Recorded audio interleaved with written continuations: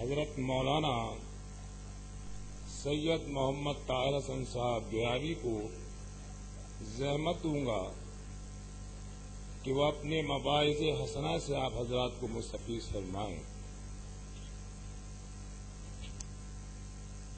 الحمد لله نحمده ونستعينه ونستغفره ونؤمن به ونتوكل عليه ونعوذ بالله من شرور أنفسنا ومن سيئات أعمالنا من يهده الله فلا مضل له ومن يضلله فلا هادي له ونشهد أن لا إله إلا الله وحده ولا شريك له ونشهد أن سيدنا وسندنا وشفيعنا ومولانا محمدا عبده ورسوله الذي أرسل إلى كافة الناس هاديا وبشيرا وداعيا إلى الله بإذنه وسراجا منيرا فالصلاة والسلام عليه وعلى آله وأصحابه وأزواجه وذرياته وأتباعه دائما تسليما كثيرا كثيرا أما بعد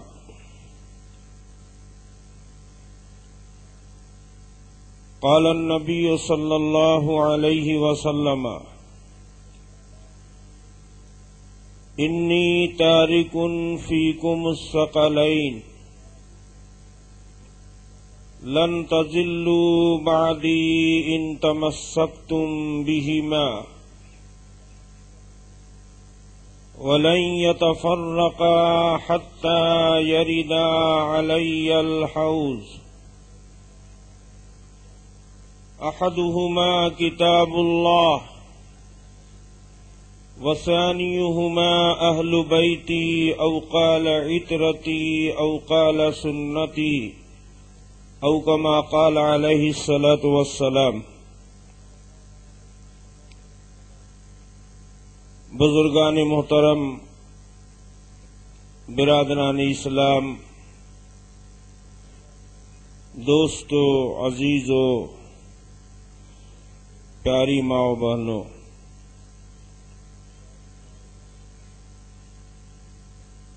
آپ حضرات نے بڑے نیک جذبات کے ساتھ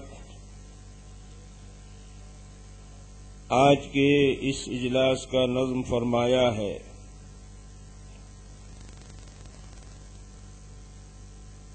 اور اللہ پاک نے ہم سب کو بہت خوش نصیب بنایا ہے کہ آج کے اس مبارک جلسے میں بہت سے مقتدر علماء اور بہت سے اکابر حضرات تشریف لائے ہوئے ہیں۔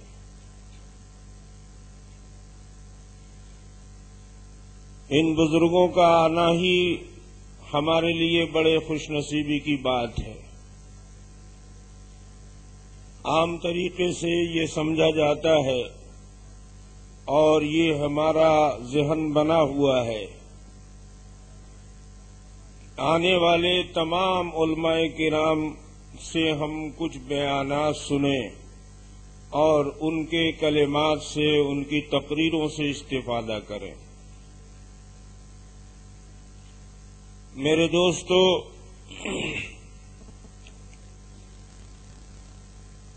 ایسا کچھ ضروری نہیں ہے کہ آپ ہر ایک کا بیان سنیں اور ہر ایک کی تقریر سنیں۔ بیان اور تقریر ایک الگ چیز ہے اور انسان کی اپنی شخصیت اور اس کی ذات کا استفادہ ایک الگ چیز ہے۔ بہت سارے ایسے حضرات ہیں اور بہت سی ایسی شخصیات ہیں کہ جن سے بہت نفع ہوتا ہے اور بہت سارے لوگوں کو ان سے فیض پہنچتا ہے، ان کی صحبت زندگی میں انقلاب پیدا کرتی ہے۔ ان کو دیکھ کر لوگ اپنے آپ کو بدل لیتے ہیں، لیکن وہ بزرگ، وہ اللہ والے لوگ بیان نہیں کرتے۔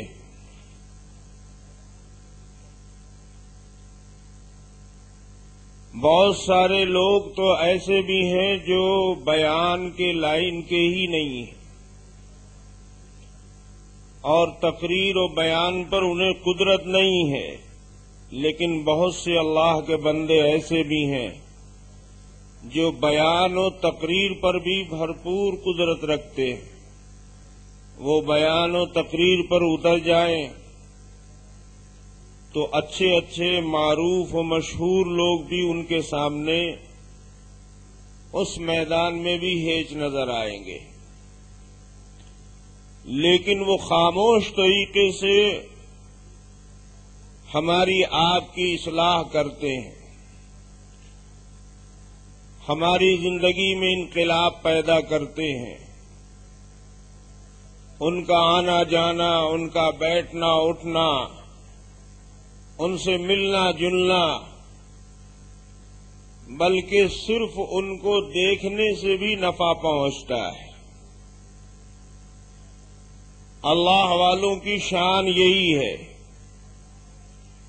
حدیث پاک میں اللہ کے حبیب صلی اللہ علیہ وسلم نے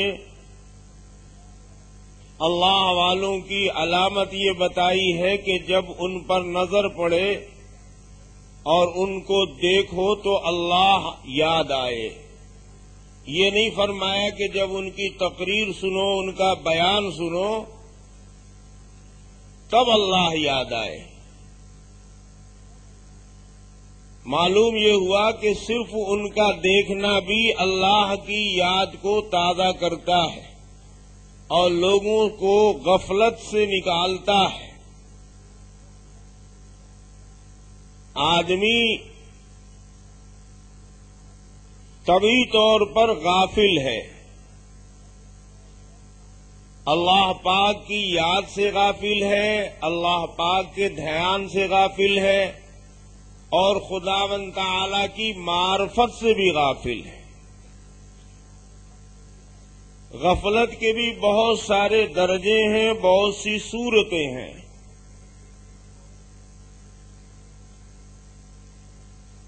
جو لوگ اللہ سے تعلق رکھتے ہیں اور جس درجے کا تعلق ان کا مضبوط ہوتا ہے، اللہ پاک کی معرفت بھی اسی درجے مضبوط ہوتی ہے، اور خداوند تعالی کی یاد سے بھی وہ ایک لمحے کے لیے غافل نہیں ہوتے۔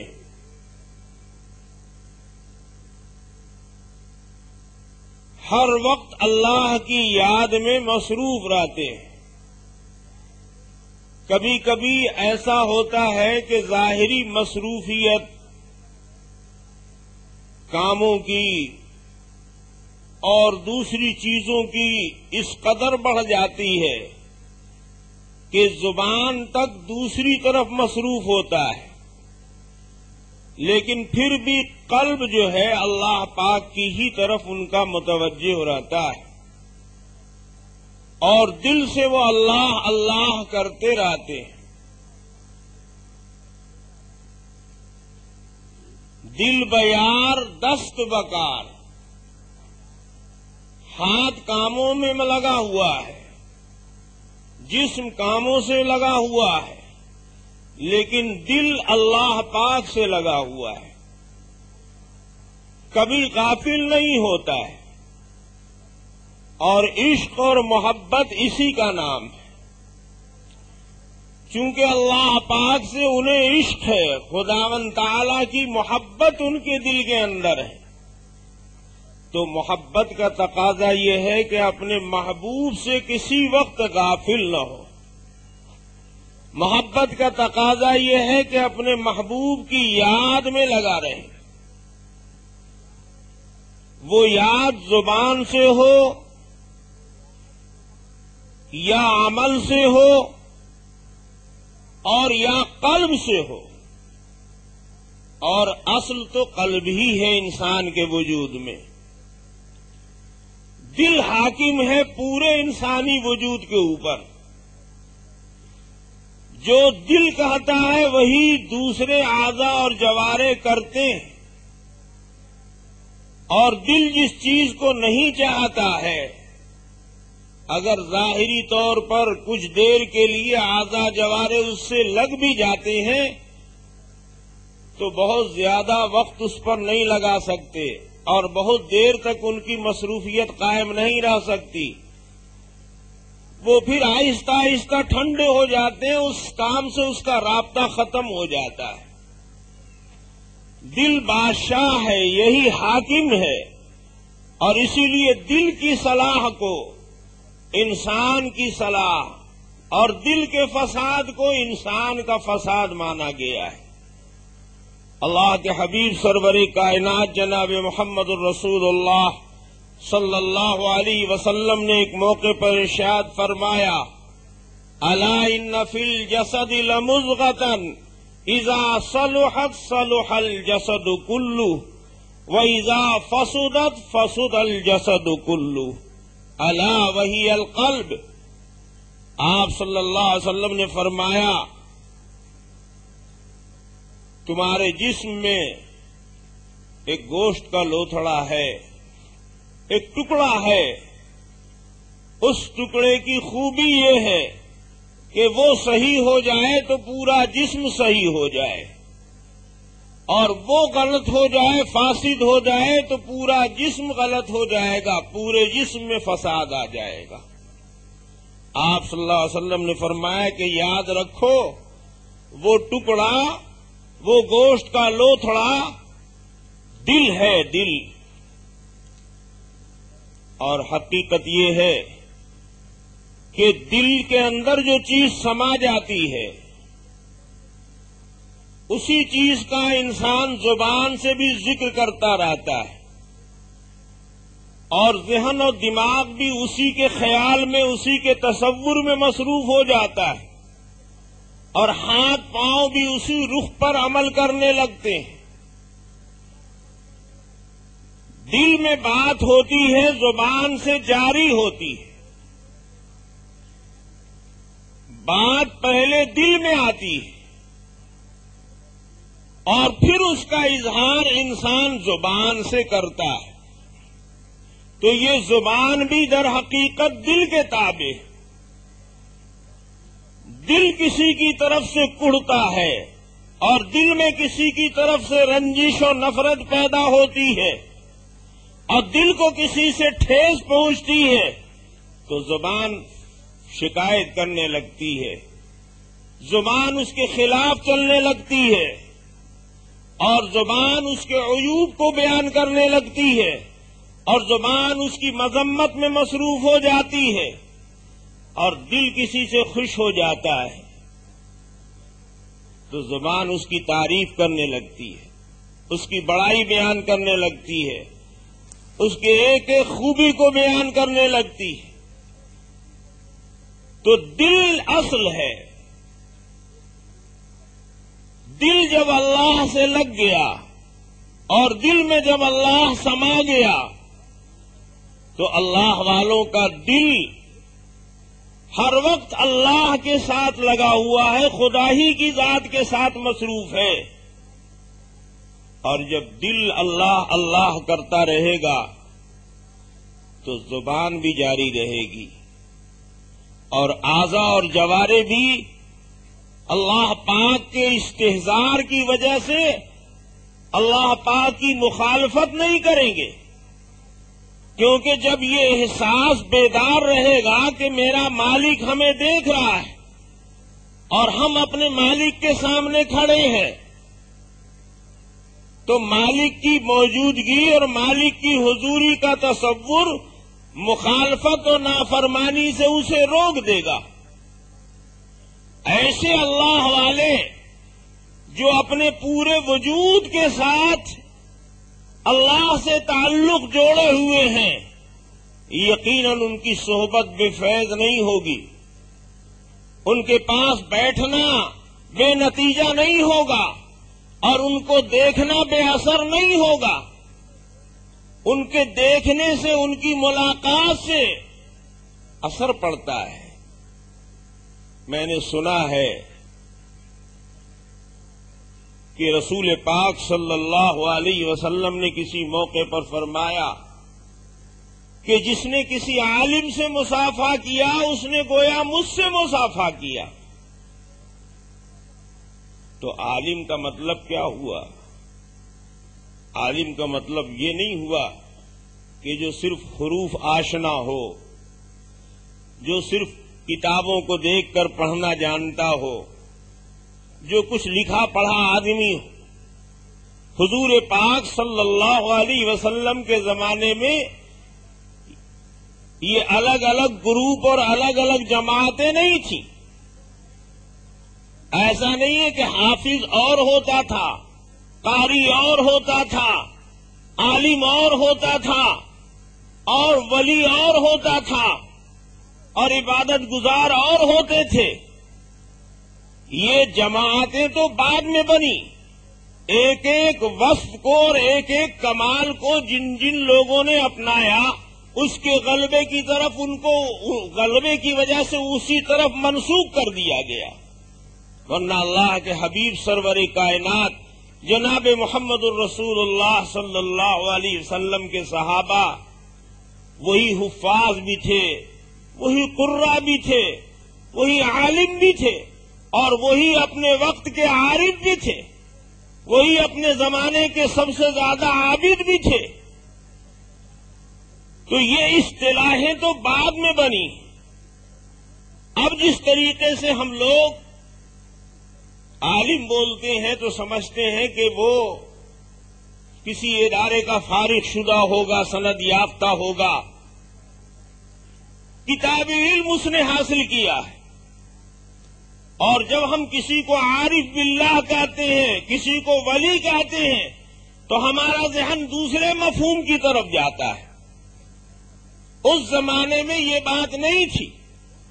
اصل میں رسول پاک صلی اللہ علیہ وسلم کی ذات گرامی جامع کمالات تھی۔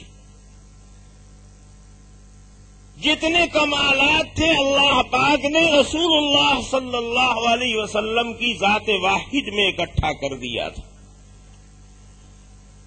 اور رسول پاک صلی اللہ علیہ وسلم کی ذات میں اللہ پاک نے وہ صلاحیت رکھی تھی کہ تمام کمالات کو علی وجہ الکمال نباہ بھی دیں، اس کو عملی شکل میں دکھائیں بھی کر کے، اس پر چل کر بتائیں لوگوں کو، اور اس کی پوری پوری ترجمانی اپنے قول اور عمل سے کریں۔ یہ بھی رسول پاک صلی اللہ علیہ وسلم کا اعجاز تھا۔ لیکن اب آپ صلی اللہ علیہ وسلم کے بعد نبوت کی ذات تو نہیں رہی، نبوی صلاحیتیں بھی نہیں رہی، تو آپ صلی اللہ علیہ وسلم کے کمالات منتشر ہوئے، اور ایک ایک کمال کو جن کا رجحان، جن میں صلاحیتیں تھیں، انہوں نے اپنا وقت بھی اس پر لگایا اور اسی کمال پر محنت کی۔ تو اس طرح جو کمالات ایک جگہ تھے وہ کمالات مختلف طبقوں میں، مختلف جماعتوں میں اور مختلف افراد میں بٹ گئے۔ لیکن رسول پاک صلی اللہ علیہ وسلم کے بعد جو سب سے زیادہ اہل اور سب سے زیادہ صلاحیت والے افراد تھے وہ صحابہ کرام رضوان اللہ تعالی علیہ مجمعین تھے۔ اس لیے حضور پاک صلی اللہ علیہ وسلم کے بعد بیشتر کمالات اگر ایک ایک فرد میں اکٹھے ہوئے ہیں تو وہ صحابہ کرام رضوان اللہ تعالی علیہ مجمعین ہیں۔ ایک ایک صحابی میں بہت سارے کمالات جمع ہو گئے، لیکن بعد میں جو جماعت آئی، جو طبقہ آیا، ان میں اتنی بھی صلاحیت باقی نہ رہی، اور پھر ان کے بعد جو لوگ آئے ان میں اتنی بھی صلاحیت باقی نہ رہی۔ جیسے جیسے بودھ ہوتا گیا زمانہ رسالت سے، اہلیتیں کم ہوتی چلی گئیں، لیکن کمالات نبوت کو تو ہمیشہ باقی رہنا تھا۔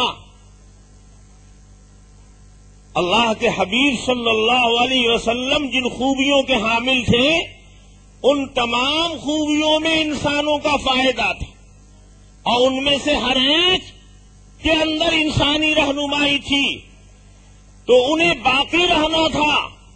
اس کے بقا کی شکل یہ اللہ پاک نے پیدا کی کہ مختلف جماعتوں میں اور مختلف افراد میں تھوڑے تھوڑے اوصاف کو اور چند خوبیوں کو اللہ پاک نے تسلسل کے ساتھ باقی رکھا، اور اسی لیے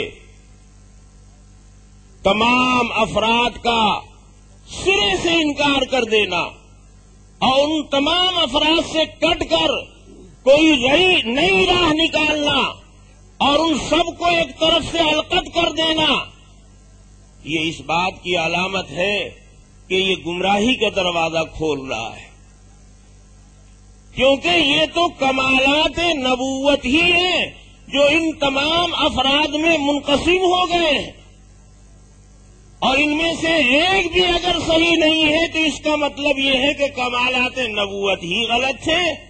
اب کسی اور راستے کی تلاش ہونی چاہیے اور کہیں اور سے انسان کو رہنمائی حاصل کرنی چاہیے۔ یہ بڑے جرأت اور بہت بے باکی کی بات ہے۔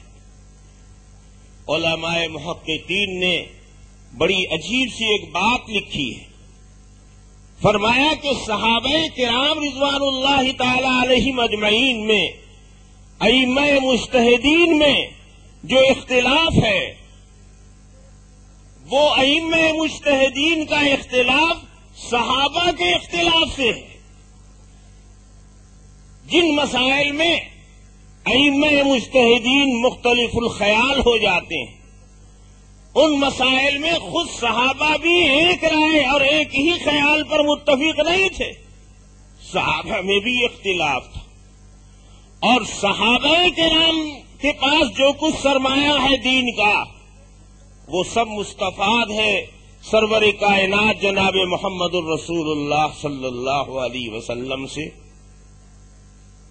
تو حضور پاک صلی اللہ علیہ وسلم کی ذات گرامی میں، آپ کی سیرت پاک میں اور آپ کے قول میں اور آپ کی شریعت میں بھی کوئی اختلاف ہے؟ آخر صحابہ میں یہ اختلاف کہاں سے آیا؟ تو علماء فرماتے ہیں کہ صحابہ میں جو یہ اختلاف آیا وہ اختلاف بھی اختلاف نبوت کا عکس ہے۔ علماء فرماتے ہیں کہ رسول پاک صلی اللہ علیہ وسلم کو اللہ تبارک و تعالی نے انبیاء سابقین کے کمالات کا مجموعہ عطا فرمایا تھا، اور پچھلے پیغمبروں کے اندر جو انفرادی طور پر کمالات اور خوبیاں تھیں، ان سب کو یکجا اور اکٹھا کر دیا تھا اللہ نے سرور کائنات جناب محمد الرسول اللہ صلی اللہ علیہ وسلم کی ذات گرامی میں۔ اور آپ سب جانتے ہی ہیں کہ پچھلے تمام انبیاء کی شریعتیں ایک ہی تھی، نبیوں کی شریعت میں اور نبیوں کی سیرت میں کہیں کوئی اختلاف نہیں تھا۔ ایسا نہیں ہے، بلکہ شریعتیں مختلف تھی اور احکام مختلف تھے، بلکہ زمانے اور حالات کے اختلاف کی وجہ سے انبیاء کی شریعتوں میں بھی اختلاف۔ تو ان اختلافات میں جو ایسی چیزیں تھیں کہ جن کو باقی رکھنا چاہیے تھا، جن کا حالات سے اور اشخاص سے تعلق نہیں تھا، بلکہ وہ ایک مشترک چیز تھی جو ہر زمانے، ہر دور اور ہر طبقے کے اندر پیدا ہو سکتی ہے، اور تمام نسل انسانی کو ان حالات سے گزرنا ہی ہے، اور ہر زمانے میں ان کے تقاضے ہوں گے اور وہ احکام کی ضرورت پیش آئے گی ان احکام کی، تو اللہ پاک نے اس کو جمع کر دیا سرور کائنات جناب محمد الرسول اللہ صلی اللہ علیہ وسلم کی شریعت میں۔ اور اس طرح تمام انبیاء کی شریعتوں کا جو اختلاف تھا اور ان اختلاف کا جو صالح اور باقی رہنے والا عنصر تھا، وہ نبی پاک صلی اللہ علیہ وسلم کی شریعت میں آیا اور پھر وہ صحابہ میں آیا۔ علماء نے لکھا ہے کہ یہ صحابہ کا اختلاف انبیاء کی شریعت کا اختلاف ہے، وہ ان کا تبادلہ نہیں ہے۔ ایسا نہیں ہے کہ سارے قیاسی مسائل ہی ہیں جس میں اختلاف آ رہا ہے اور جس میں نظریات مختلف ہیں، نہیں، بہت سے مسائل ایسے ہیں کہ وہاں قیاس کو کوئی دخل نہیں ہے، اس کے باوجود بھی صحابہ میں اختلاف۔ یہ اختلاف کہاں سے آیا؟ یہ ان کے اجتہاد کی وجہ سے نہیں ہے، یہ ان کے قیاس کی وجہ سے نہیں ہے، بلکہ مختلف صحابہ کے پاس مختلف نصوص ہیں۔ ایک صحابی اپنے استدلال میں اپنی رائے کی صحت کے لیے دلیل پیش کرتا ہے تو قول رسول پیش کرتا ہے، اور دوسرا صحابی بھی پیش کرتا ہے تو وہ رسول پاک صلی اللہ علیہ وسلم کا ارشاد مبارک ہی نقل کرتا ہے۔ تو یہ اختلاف صحابہ نے خود پیدا نہیں کیا، معلوم یہ ہوا کہ یہ اختلاف اللہ پاک کی مرضی سے ہے اور اس اختلاف میں امت کا فائدہ ہے۔ اور میں نے شاید کسی موقع پر عرض کیا تھا کہ یہ جو ایک ہوا چلی ہوئی ہے، اتحاد بہت خوبصورت لفظ ہے اتحاد، لیکن آخر اس اتحاد کا دائرہ کتنا وسیع ہونا چاہیے، اور اس اتحاد کا اطلاق کہاں تک ہوگا، اس کے کچھ حدود اربع ہیں کہ نہیں ہیں۔ مساوات بڑی اچھی چیز ہے، لیکن آخر اس مساوات کو آپ سمجھتے کیا ہیں؟ کیا مساوات کا یہی ترجمہ ہے کہ ہر چیز میں کلی طور پر یکسانیت اور برابری ہو جائے؟ اگر مساوات کا یہی ترجمہ ہو جائے اور اس میں اتنی ہی وسعت پیدا کر دی جائے تو پھر آپ کیوں کراہنے لگتے ہیں اور بے چین ہونے لگتے ہیں جب عورتیں مردوں کے برابر حقوق کا مطالبہ کرتی ہیں، عورتیں بھی بے حجاب ہونا چاہتی ہیں، وہ بھی تو مساوات ہی کا نعرہ لگاتی ہیں، ان کو بھی تو شیطان نے یہی خوبصورت لفظ دیا ہے۔ اتحاد بہت اچھی چیز اور بالکل ہم کہتے ہیں مطلوب ہے،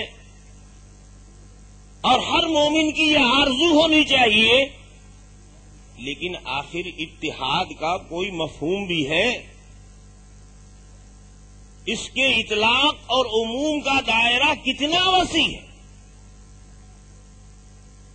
چھوٹے کا بڑے کے ساتھ اتحاد، شاگرد کا استاد کے ساتھ اتحاد، مرید کا پیر کے ساتھ اتحاد، عورت کا مرد کے ساتھ اتحاد، اور فاسق و فاجر کا عابد و زاہد کے ساتھ اتحاد، اور پھر ایک مومن کا کافر کے ساتھ اتحاد۔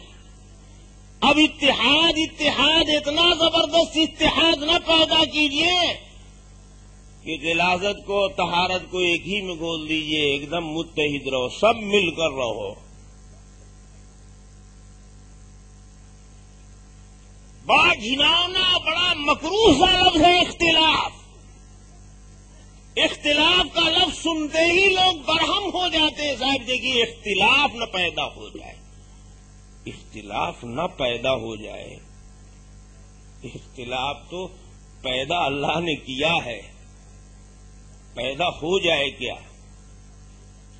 آخر کس چیز میں اتحاد ہے؟ وہ اتحاد جو آپ چاہتے ہیں۔ آپ کے ایک ہاتھ کی 5 انگلیاں ہیں، کیا آپ کا مطلوب اتحاد ہے؟ اگر یہ بڑی والی کہے کہ اللہ آپ نے ہم کو کیوں بڑا بنا دیا، یہ سب آزو بازو کی آس پاس کی چھوٹی چھوٹی مجھے دیکھتی ہیں تو مجھے خود بھی شرم آنے لگتی ہے کہ خواہ ان چاروں کے بیچ میں ہی بڑی کیوں بنی رہوں ہر وقت۔ تو کبھی مجھ کو بھی بڑا بنائیے، کبھی سائیڈ والے کو ہی بڑا بنائیے۔ اگر اس سائیڈ والے یہ جو اعلی حضرت ہیں ان کو آپ ان ادنا حضرت کے سامنے کھڑا کیجئے تو ان میں بھی اتحاد نہیں ہے۔ آخر اتحاد، مساوات، ہم تو کہتے ہیں کہ اللہ پاک نے جتنے انسان پیدا کیے ہیں سب کو اللہ نے اختلاف کا نمونہ بنایا ہے، اتحاد کا نہیں بنایا۔ 1 کروڑ انسان ہیں تو کروڑوں انسانوں کی صورت میں اختلاف ہے کہ نہیں ہے، اور رنگوں میں اختلاف ہے کہ نہیں ہے، اور زبان میں اور آواز میں اختلاف ہے کہ نہیں ہے۔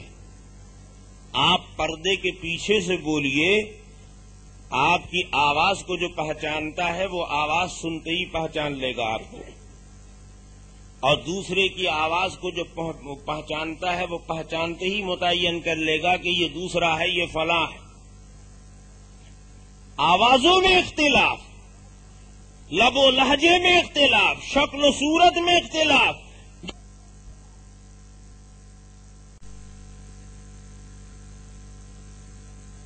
اب تو اللہ پاک نے پیدا کیا ہے، اور ذہن میں، دماغ میں، سوچنے سمجھنے میں کس چیز میں اختلاف نہیں ہے۔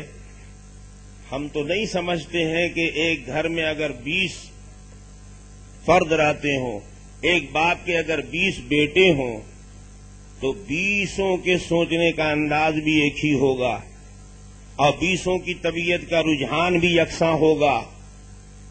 ہر جگہ اختلاف، اختلاف ہی اختلاف۔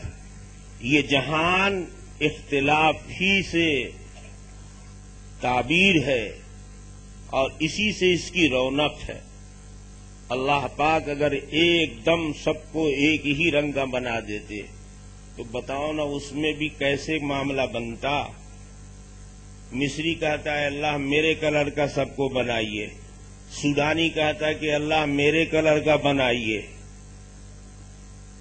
انگریز کہتا اللہ سب کو میرے کلر کا بنا دیجئے، انڈین کا چپ رہتا یہ بھی کہتا اللہ تعالیٰ بالکل کالا کلوٹا نہیں اور سفید بگلا بھی نہیں، اور ایسا بھی نہیں کہ کوڑھی میں اور صحت مند میں فرق نہ ہو، بنائیے تو میرے طرح پرکشش ایک دم جاذب رنگ دیجئے، اس کو گندمی رنگ دیجئے، تو ہماری بھی کوالٹی ہونی چاہیے۔ تو وہاں بھی جھگڑا لگ جاتا۔ جس چیز میں کسی طرح سے کہیں بھی کوئی اختلاف نہ ہو اس میں حسن نہیں ہوتا ہے،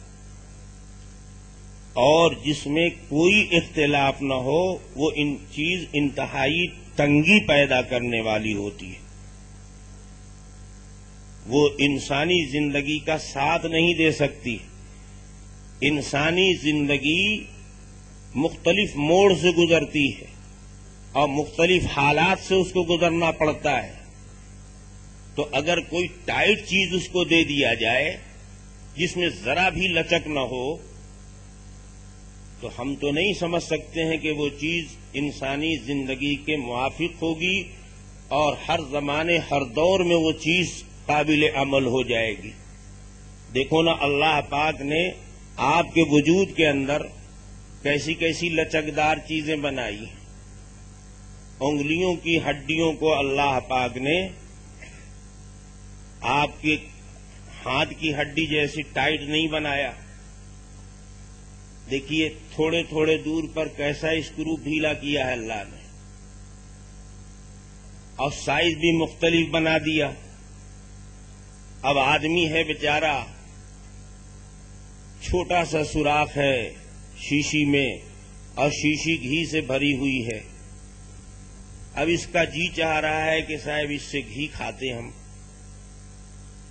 تو اب یہ لوج نہ ہوتی، اگر ٹائٹ انگلی کی ہڈی ہوتی تو اس میں آپ اگر گھسا بھی لیتے، چلو یہ انگلی نہیں جا رہی ہے ذرا تنگ ہے سوراخ تو پتلی والی گھسایا آپ نے تو سیدھے ڈالتے اور خالی ہی پلٹ آتی ہے انگلی، ایک ذرہ بھی گھی کا آپ کو نہیں ملتا.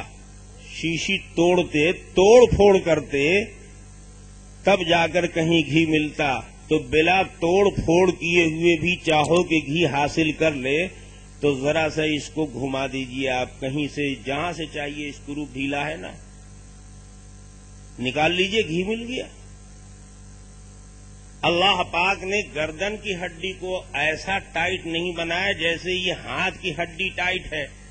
دیکھیے اللہ پاک نے اس کو کیسا اسکرو ڈھیلا دیا ہے. ذرا ادھر دیکھنا ہوا ادھر دیکھ لیا، ذرا ادھر دیکھنا ہوا ادھر گھما لیا. اور خداوند تعالیٰ نے آنکھ کے دیدے کو دیکھیے کیسا ڈھلوان بنا دیا ہے اور کتنا اللہ نے لچکدار بنایا ہے. ایک دم اسکرو اس کا لوز کر دیا ہے، جدھر چاہو دیدہ گھما لو.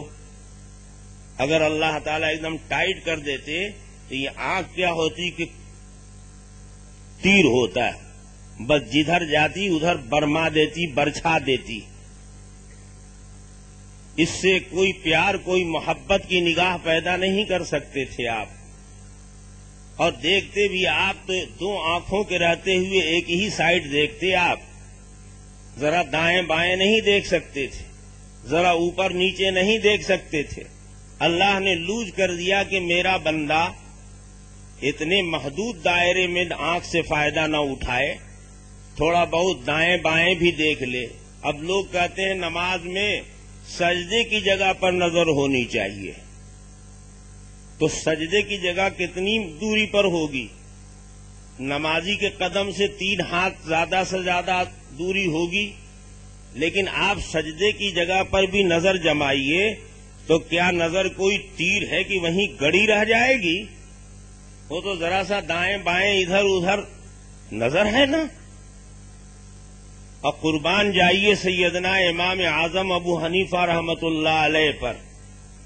واقعی امام اعظم ابو حنیفہ رحمت اللہ علیہ کا نام بھی ایک عجیب نام ہے. بہت سے لوگوں کا دل جلنے لگتا ہے نام سنتے ہی. سیدنا امام ابو حنیفہ رحمت اللہ علیہ کی فقہ کی داد دیجیے. امام ابو حنیفہ رحمت اللہ علیہ کو لوگ کہتے ہیں کہ یہ قیاس تھے، صرف رائے سے، عقل سے مسائل بیان کرتے تھے. حالانکہ بات یہ نہیں تھی. یقیناً بڑے بڑے چوٹی کے محدثین نے اور اکابر امت نے اہل الرائے سے خطاب کیا ہے امام ابو حنیفہ رحمت اللہ علیہ.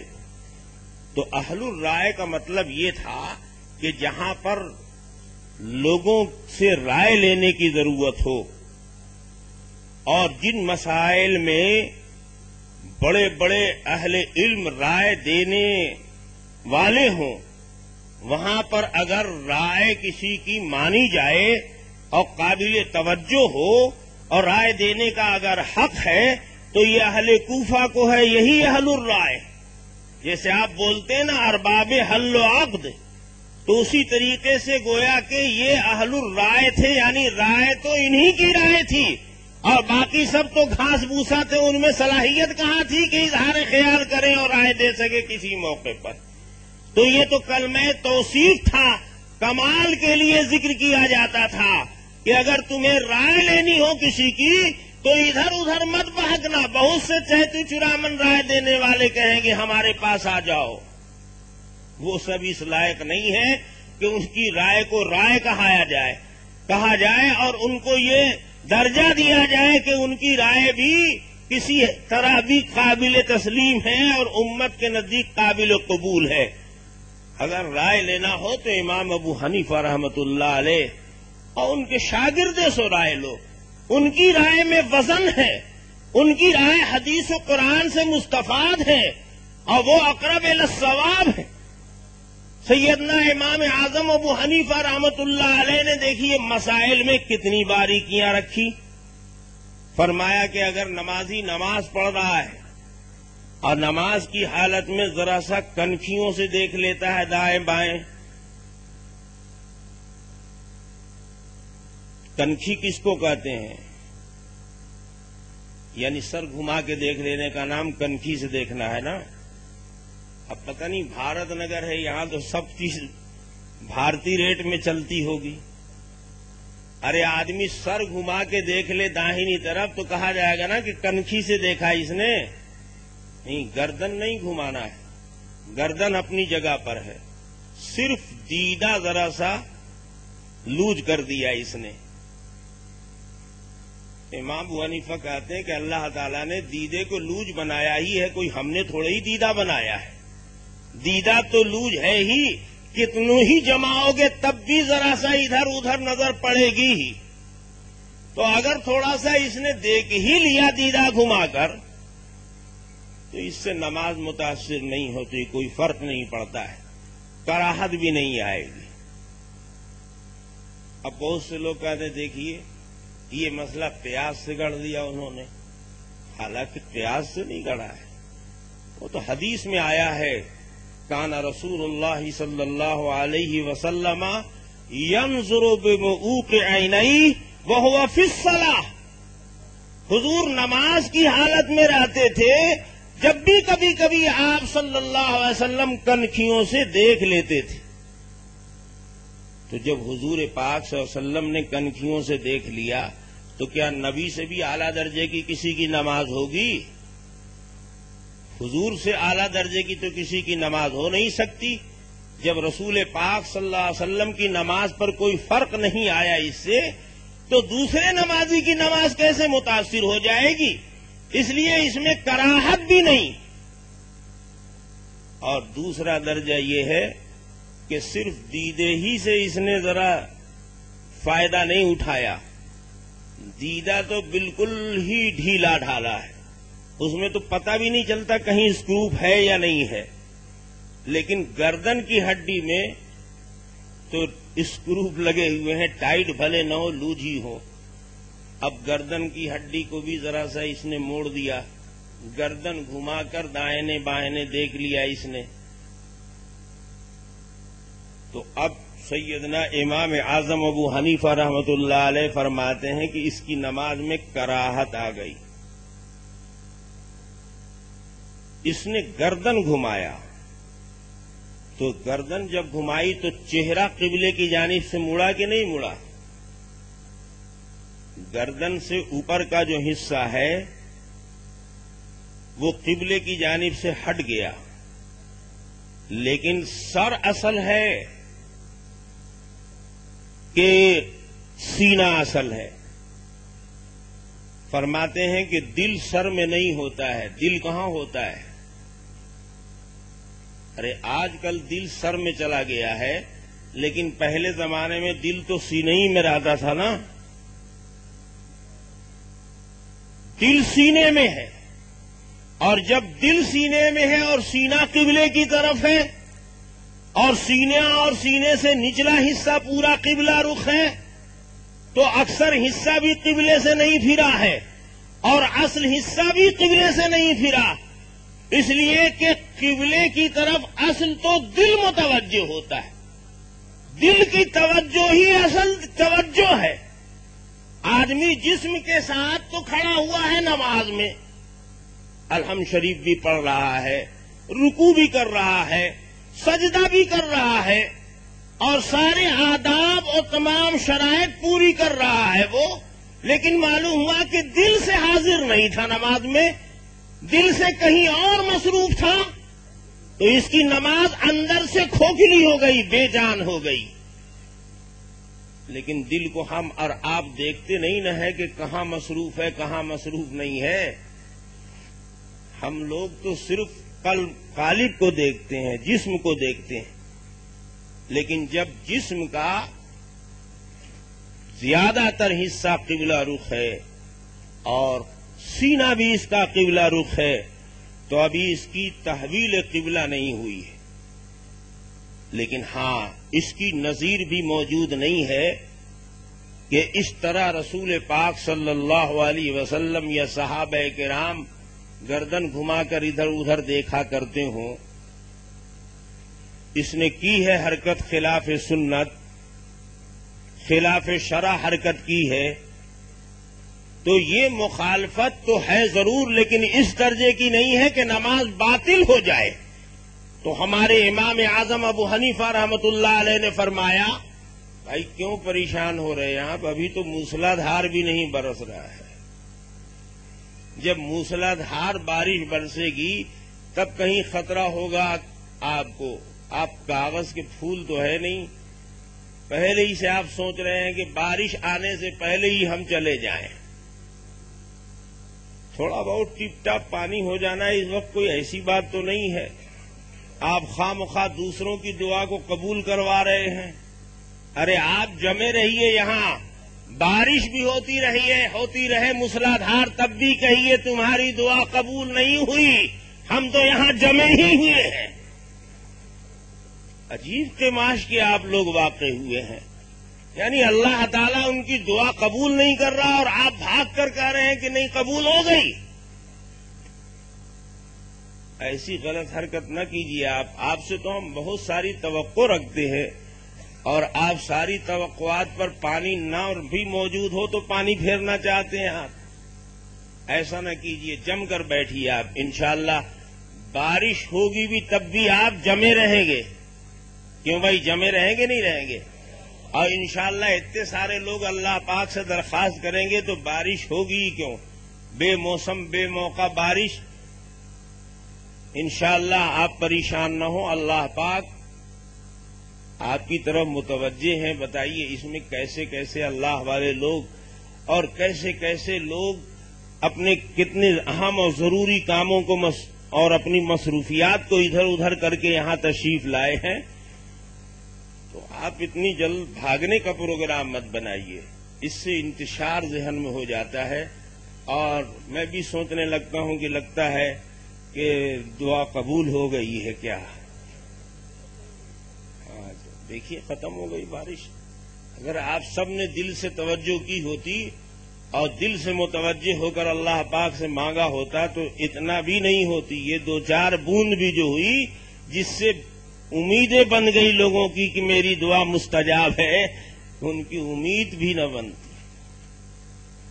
تو میں یہ عرض کر رہا تھا کہ سیدنا امام اعظم ابو حنیفہ رحمۃ اللہ علیہ نے فرمایا کہ اگر گردن موڑ لیتا ہے نمازی تو اس کی نماز کیا ہوگی؟ مکروہ ہوگی، فاسد نہیں ہوگی۔ لیکن اگر کوئی آدمی کمر کی ہڈی کی لچک سے فائدہ اٹھانا چاہتا ہے، دیکھتا ہے کہ وہ بھی ذرا لوج ہے اور کمر سے ہی ایک دم ایک سائڈ گھوم گیا، سینہ بھی گھما دیا نماز میں، تو اب کیا ہے؟ اب جسم کا ایک بڑا حصہ بھی قبلے سے پھر گیا اور قلب بھی قبلے سے پھر گیا، اب اس کی نماز فاسد ہو جائے گی۔ اگر قصدن ایسا کرتا ہے بلا کسی عذر اور مجبوری کے تو اس کی نماز فاسد ہو جائے گی۔ تو میں یہ عرض کر رہا تھا کہ اللہ پاک نے اختلاف رکھا ہے اور اختلاف کو رحمت کا ذریعہ بتایا گیا۔ دیکھو اختلاف اور چیز ہے اور خلاف اور چیز ہے۔ ایک ہے مخالفت، ہم کو آپ سے قد ہے تو چاہے آپ کی ناک کتنی ہی کھڑی ہو ہم تو کہیں گے کہ چپٹی ناک ہے اس کی۔ ہم کو آپ سے قدورت ہے، آپ کے خلاف ماحول بنانا ہے تو آپ چاہے یوسف ثانی ہو لیکن ہم کہیں گے کہ جگجیون رام ہی ہے۔ یہ ہے مخالفت، یہ ہے خلاف، یہ اختلاف نہیں ہے۔ اختلاف وہ ہے جو صحابہ میں اختلاف، اختلاف وہ ہے جو ائمہ مجتہدین میں اختلاف وہ ہے جو انبیاء کی شریعت میں اختلاف وہ ہے کہ جو من جانب اللہ ہے، اللہ کی طرف ہی سے رکھا گیا ہے، وہ اختلاف ہے۔ اور خلاف اور مخالفت وہ ہے کہ جو نفس کے تقاضے سے اور آدمی کی اپنی طبیعت سے پیدا ہوتا ہے، جس کو ہم پیدا کرتے ہیں، اپنی پسند، اپنی خواہش، اپنی سہولت، اپنی بڑائی، یا اپنے کبر کی وجہ سے، یہ ہے خلاف، مخالفت۔ اور اس میں کبھی کبھی ایسا ہوتا ہے کہ آدمی حق کو جانتا بھی ہے، پہچانتا بھی ہے، یقین کرتا ہے دل سے کہ حق ہماری طرف نہیں ہے، ہمارے مخالف کی طرف، لیکن پھر بھی اختلاف کرتا ہے اور ڈھنڈورا یہی پیٹتا ہے کہ وہ تو باطل پر ہے، وہ تو غلط راستے پر ہے، حق تو میری طرف ہے، صحیح تو ہم ہیں۔ یہ ہے مخالفت۔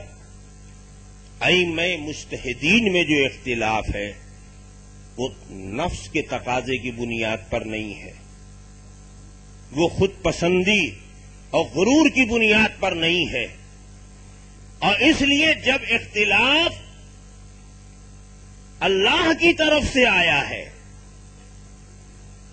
اختلاف دلائل کی بنیاد پر ہوتا ہے، تو اس وقت میں دلائل کی مضبوطی کو محسوس کر لینے کے بعد ہم نے دیکھا ہے کہ اختلاف رکھنے والے بھی جھک جاتے ہیں۔ کیوں؟ اس لیے کہ ان کے اندر کبر نہیں ہے، بڑائی نہیں ہے، اس اختلاف کے ساتھ ایک دوسرے کا احترام باقی رہتا ہے۔ اور اس مخالفت اور خلاف کے بعد چونکہ یہ شیطان نے پیدا کیا ہے، نفس نے پیدا کیا ہے، کبر کی بنیاد پر یہ چیز سامنے آئی ہے، اس لیے دوسرے کے احترام کا تو سوال ہی نہیں پیدا ہوتا، اس کی تو ابتدا ہی ہوتی ہے دوسرے کی بے حرمتی سے اور بے احترامی سے۔ اختلاف بری چیز نہیں ہے، مخالفت بری چیز ہے، خلاف بری چیز ہے، اور دوسرے لفظوں میں کہیے کہ وہ اختلاف جس کو ہم پیدا کریں بری چیز ہے، اور وہ اختلاف کے جو اللہ کی طرف سے رکھا گیا ہے اس میں بڑی مصلحتیں ہیں اور بڑی سہولتیں ہیں انسانوں کے لیے، اور وہ تو سراپا رحمت۔ اس اختلاف کو اس اختلاف پر قیاس کر کے اس کو بھی مٹانے کی کوشش کرنا، یہ بہت نامسعود کوشش ہے اور انتہائی منحوس اقدام۔ اگر وہ اختلاف ختم ہو جائے تو امت کے لیے بہت بڑی تنگی سامنے آ جائے گی۔ میں نے شاید کبھی آپ کو سنایا ہوگا، ایک مرتبہ کا واقعہ ہے، اس زمانے میں طالب علم تھا، تو تبلیغی جماعت میں ایک حلبی عالم آئے ہوئے تھے، جماعت آئی ہوئی تھی، اس میں وہ عالم بھی تھے، اور مرکز سے جن کو ترجمان بنا کر بھیجا گیا تھا، اتفاق سے ان کی طبیعت اچانک خراب ہو گئی۔ اب بیچارے جماعت والوں کو پریشانی ہوئی، اعلان ہو چکا ہے کہ عرب عالم آئے ہوئے ہیں، ان کا بیان ہوگا، ان کے پاس پہلے سے ترجمان موجود تھا، اب اچانک ترجمان غائب ہو گیا، ہاسپٹلائز ہو گیا، سخت بیمار ہو گیا، اب کیا ہو؟ تو جماعت والے بیچارے پریشان تھے کہ عرب عالم کا بیان یا تو موقوف کر کے اور کسی دوسرے سے بیان کرا دیا جائے۔ مجھ کو تو کچھ پتہ نہیں تھا، میں تو جماعت کی لائن کا آدمی نہیں ہوں، اس کا یہ مطلب نہیں ہے کہ جماعت مخالف آدمی ہوں۔ بہت سے لوگ خود سے مطلب بھی نکال لیتے ہیں، اس لیے ہم نے چاہا کہ ذرا اس خیال کو، اس وہم کو دور کر دیا جائے۔ جماعت کا آدمی نہ ہونے کا مطلب یہ ہے کہ یا تو یہ کہیے کہ ہماری کمزوری ہے کہ ہم اتنے اچھے کام میں نہیں لگ پا رہے ہیں، اور یا یہ کہ ہماری مصروفیت کچھ ایسی ہے کہ ان اہم کاموں کو چھوڑ کر ہم اس کام میں نہیں لگ پا رہے ہیں۔ بس صرف اتنا ہی مطلب ہے۔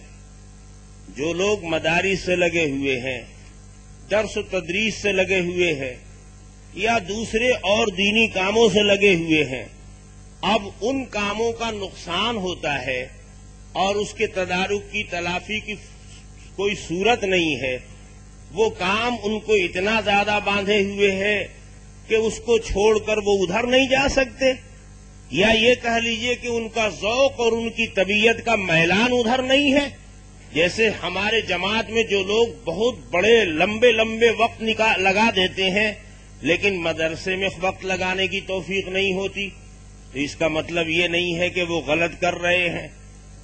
ارے بھائی، یہ سارے کام دین ہی کے ہیں، اس کی شکلیں بدلی ہوئی ہیں۔ اپنے اپنے ذوق اور اپنے اپنے حالات کے تحت آدمی کوئی اس شعبے میں لگا ہوا ہے، کوئی اس شعبے میں لگا ہوا ہے۔ ہم کھانا بنانا نہیں جانتے ہیں تو مدرسے میں ہم کھانا نہیں بنا کر کھلاتے بچوں کو۔ یہ 100-150 بچوں کو کھانا بنا کر کھلانے والا باورچی ہے تو سارا ثواب باورچی کو ملے گا اور ناظم صاحب کو کچھ نہیں ملے گا۔ باورچی بناتا کیسے اگر یہ انتظام نہ کرتے؟ اور یہ انتظام سب کر لیتے، باورچی نہ ہوتا تو یہ بنا کیسے سکتے تھے؟ تو یہ تو قدرت کا نظام ہے۔ اللہ پاک نے صلاحیتیں الگ الگ رکھی ہیں، رجحان طبع الگ الگ رکھا ہے، اور انسان کے اپنے اپنے تقاضے الگ الگ ہیں۔ تو میں جماعت کا آدمی نہیں ہوں کا مطلب یہ ہے کہ جماعت میں وقت نہیں دے پاتا ہوں، اس کا یہ مطلب نہیں ہے کہ جماعت کی مخالفت کرتا ہوں یا جماعت کو غلط سمجھتا ہوں، ہرگز یہ مطلب نہیں ہے۔ اتنی بڑی بھول ہماری طرف سے تو نہیں ہو سکتی ہے، اگر ایسی بھول کوئی دوسرا کرتا ہے تو کر سکتا ہے۔ ہم تو ہرگز یہ نہیں سمجھتے کہ جماعت غلط کام کر رہی ہے یا جو لوگ جماعت میں لگے ہوئے ہیں وہ غلط کام میں لگے ہوئے ہیں۔ ہاں، کوئی اگر جماعتی بھائی ایسا ہو جو ہم ہی کو سمجھتا ہو کہ یہ غلط کام میں لگے ہوئے ہیں تو یہ ہو سکتا ہے، لیکن ہم ایسی بھول نہیں، ہماری طرف سے ایسی بھول نہیں۔ وہ بھی دین کا کام کر رہے ہیں اپنے اپنے ذوق، اپنی اپنی بساط اور اپنی اپنی صلاحیت کے مطابق۔ ہم اگر اس میں وقت نہیں دے پا رہے ہیں اپنی مجبوری کی وجہ سے تو ہم دعا تو کر رہے ہیں ان کے لیے، ہم زمین تو ہموار کر رہے ہیں۔ ارے کوئی کھیت جوت دیتا ہے اور کوئی بیج ڈال دیتا ہے، کوئی پانی سے سیراب کر دیتا ہے، لیکن یہ سب کی محنت کھیتی ہی اور فصل کے واسطے ہے۔ دیکھنے والے کی سمجھ میں آ رہا ہے کہ بیج جس نے ڈالا سب کام اسی نے کیا، اور بیوقوف ہے وہ جو سمجھتا ہے کہ کھیت جس نے جوتا سب محنت اسی نے کی، اور وہ بالکل الو ہے جو سمجھتا ہے پانی جس نے پٹایا سارا کام اسی کا ہے۔ یہ سب حماقت کی باتیں ہیں۔ تو میں یہ عرض کر رہا تھا کہ وہ جماعت آئی ہوئی تھی اور اس میں عرب کے بیچارے حلب کے ایک عالم تھے، ان کا اعلان ہوا۔ میں اتفاق سے، مجھے پتہ بھی نہیں تھا کہ اس مسجد میں جماعت آئی ہوئی ہے یا یہاں کوئی عالم کا بیان ہونے والا، مجھے کچھ پتہ نہیں۔ میں تو اپنی ضرورت سے گیا ہوا تھا، تو نماز کا وقت ہوا اسی مسجد میں گھس گیا۔ اب وہاں نماز کے بعد دیکھا کہ ایک صاحب کھڑے ہو گئے اور ان کا بھائیوں بزرگوں دین کی باتیں ہوں گی اور حلب کے عالم آئے ہوئے ان کا بیان ہوگا، آپ حضرات تشریف رکھیں۔ تو جی چاہا کہ بھئی حلب کے عرب کے عالم آئے ہوئے ہیں، کہاں ہم لوگوں کو موقع ملتا ہے، تو سن لیا جائے۔ بیٹھ گیا۔ اب وہ بیچارے تھے پریشان، اب ان کی جو نظر پڑی مولوی صاحب پر تو ان کے منہ میں بھی پانی آ گیا۔ وہ بیچارے آہستے سے میرے پاس آئے، کہنے لگے مولوی صاحب ذرا سا ترجمہ کر دیتے، آپ تو بڑا اچھا تھا، جو ترجمان ہمارے ساتھ تھے وہ بیمار ہو گئے ہیں، اور اگر آپ نہیں ترجمہ کریں گے تو اب ہم لوگ دوسرے کا بیان کرائیں گے۔ تو مجھ کو تو خود بھی عالم جو حلبی تھے ان کا بیان سننا تھا، تو میں نے کہا اچھا صاحب چلیے جو ہو سکے گا میں کر دوں گا، ترجمہ ممکن ہے صحیح غلط جو ٹوٹا پھوٹا آئے گا کر دوں گا۔ تو بیچارے بڑے خوش ہو گئے۔ اس کے بعد وہ حلب کے جو عالم تھے وہ کھڑے ہوئے، انہوں نے تقریر شروع کی۔ تو تقریر جب انہوں نے شروع کی تو جیسے جیسے وہ آگے بڑھنے لگے بیان میں، مجھے اندازہ ہوا کہ وہ یہ تو بڑے جید اور بڑے زبردست عالم ہیں۔ ان کی معلومات اور ان کے بیان اور وہ آیات اور احادیث برجستہ، اس کی سیٹنگ، تو بہت مرعوب ہوا میں۔ بہرحال بیان تو جماعت کا ہو گیا۔ اس کے بعد لوگ دعا وا کر کے تشکیل کے بعد اپنی اپنی جگہ چلے گئے، اور وہ عرب عالم کو میں ایک طرف کنارے لے گیا اور ان سے میں نے تھوڑی گفتگو کی۔ تو انہوں نے وعدہ کیا کہ میں آپ کو وقت دوں گا، لیکن آپ عشاء کی نماز کے بعد جب ہم لوگ کھانے وانے سے فارغ ہو جائیں اس وقت آئیے، تو وہ میرا اپنا سپریٹ وقت ہوگا اور جماعت کے کاموں مصروفیت کا نہیں ہوگا، تو اس وقت میں 1 گھنٹہ وقت دوں گا آپ کو۔ تو میں بھی اپنی ضروریات سے فارغ ہو کر چلا آیا اور ان سے بہت سارے مسائل پر گفتگو ہوئی۔ تو اخیر میں ہم نے ان سے پوچھا کہ آپ تو بہت زبردست عالم ہیں، ماشاءاللہ آپ کی ملاقات سے مجھے بڑا فائدہ ہوا، اب ایک بات اور میں چاہتا ہوں کہ معلوم ہو جاتی تو مجھے ذرا اطمینان ہو جاتا۔ میں نے ان سے پوچھا کہ آپ چاروں اماموں میں کس کے مقلد ہیں؟ تو انہوں نے کہا انا اقلد مالکا ولولا کان مالکا لکانت الدنیا حالکا۔ کہنے لگے میں امام مالک کی تقلید کرتا ہوں اور ہمارے امام مالک نہ ہوتے تو ساری دنیا ہلاک ہو جاتی۔ تو ہم نے تو امام مالک کی تعریف نہیں پوچھا تھا، ان سے صرف ہم نے یہ دریافت کیا تھا کہ آپ کس کی تقلید کرتے ہیں، لیکن انہوں نے صرف یہی نہیں بتایا، اس کے ساتھ ساتھ بڑھ کر کے ایک یہ بھی بتا دیا کہ امام مالک نہ ہوتے تو ساری دنیا ہلاک ہو جاتی۔ تو اس پر ذرا ہم کو کچھ اچھا سا معلوم نہیں ہوا، تو ہم نے ان سے پوچھا کہ صاحب امام مالک ہی سے ساری دنیا بچی ہوئی ہے، امام مالک نہ ہوتے تو ساری دنیا ہلاک ہو جاتی، یہ کیسے آپ نے کہا؟ تو اس کے بعد انہوں نے بتایا کہ دیکھیے میرا منشا یہ نہیں ہے جو آپ سمجھ رہے ہیں، بلکہ امام مالک کی فضیلت صرف بیان کرنا مقصود ہے کہ بہت سے جزوی مسائل ایسے ہیں کہ آج پوری امت مسلمہ امام مالک کے مسلک پر عمل کرتی ہے، چاہے وہ حنفی ہوں، شافعی ہوں، حنبلی ہوں، کسی امام کے مقلد ہوں، لیکن کچھ جزوی مسائل امام مالک کے ایسے ہیں کہ زمانے کی حالات کی تبدیلی کی وجہ سے کہہ لیجئے یا اپنی مجبوری کی وجہ سے کہہ لیجئے، ساری امت نے امام مالک ہی کے مسلک پر عمل کرنا شروع کر دیا ہے۔ تو ان مسائل کی بنیاد پر میں کہتا ہوں کہ اگر امام مالک کا وہ جزیہ نہ ہوتا تو اب اس وقت امت کیا کرتی؟ تباہی میں پڑتی۔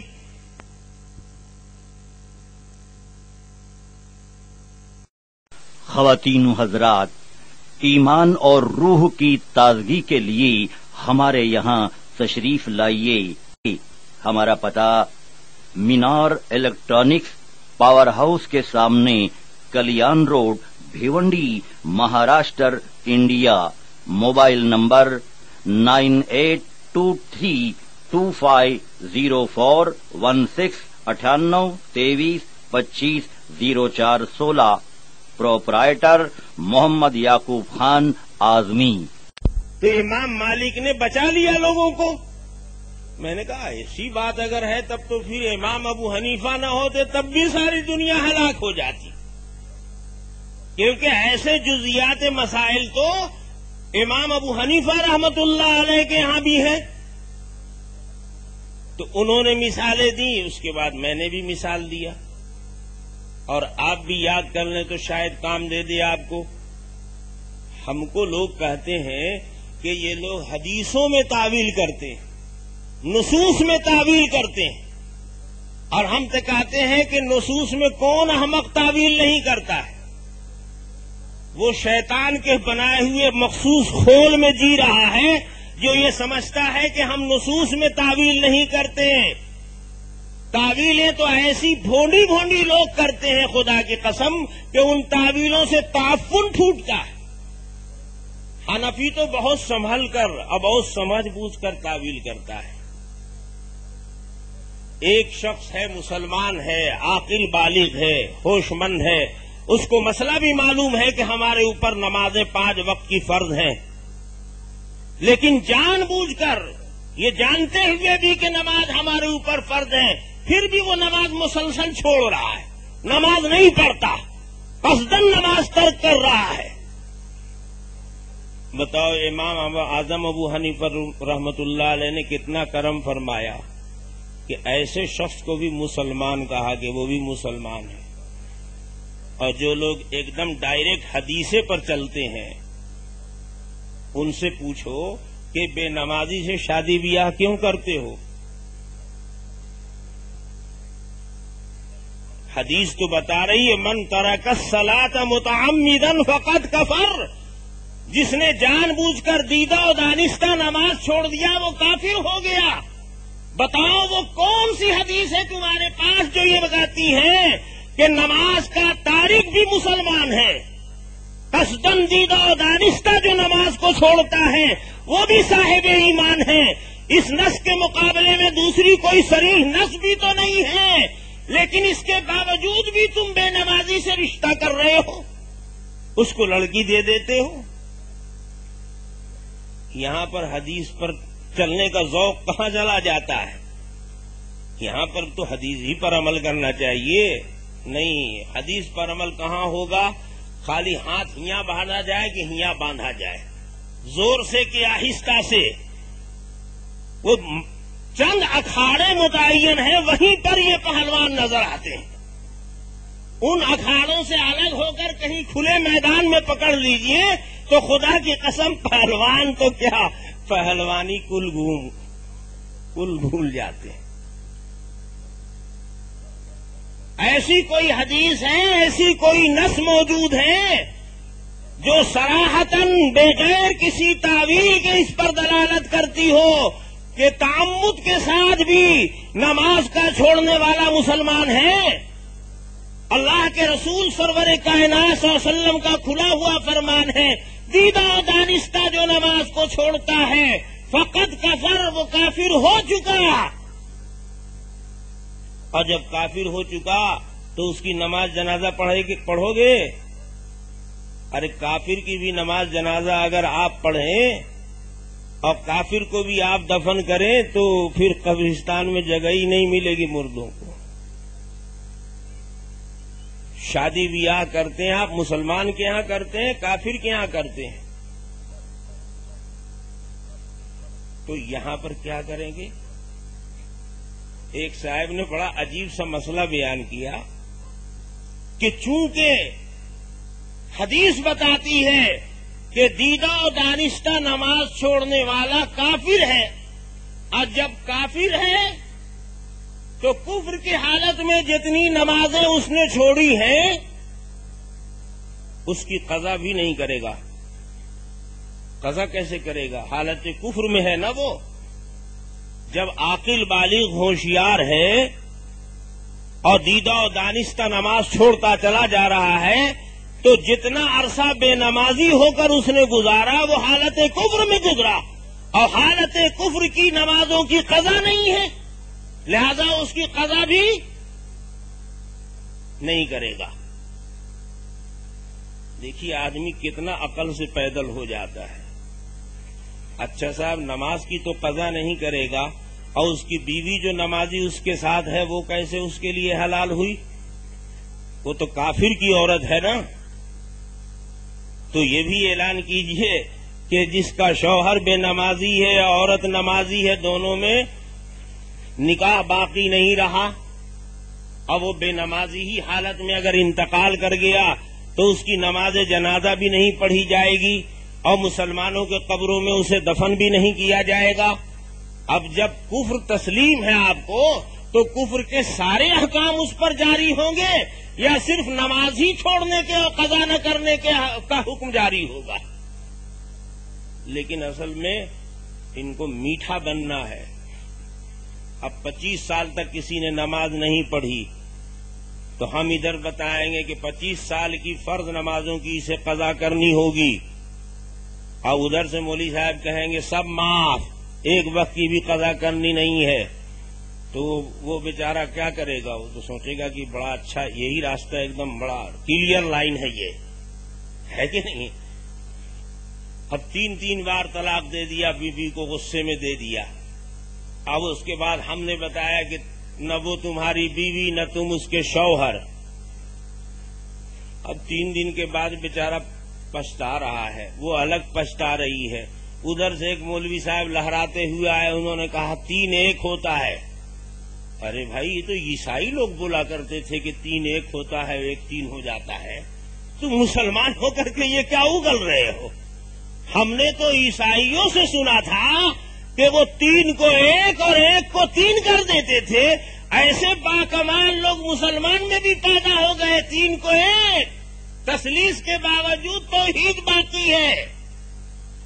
تو بتائیے وہ نوجوان ہے، جذبات اس کے خواہشات اس کی مجبور کر رہی ہیں، تو وہ سوچے گا کہ جب بیوی یہ بتا ہی رہے ہیں کہ آخر یہ بھی تو مولانا ہی صاحب ہیں اور اس پر مزید پوچھنا ہی نہیں ہے، فر حدیث بھی سنا دیں، تب کیا پوچھنا ہے؟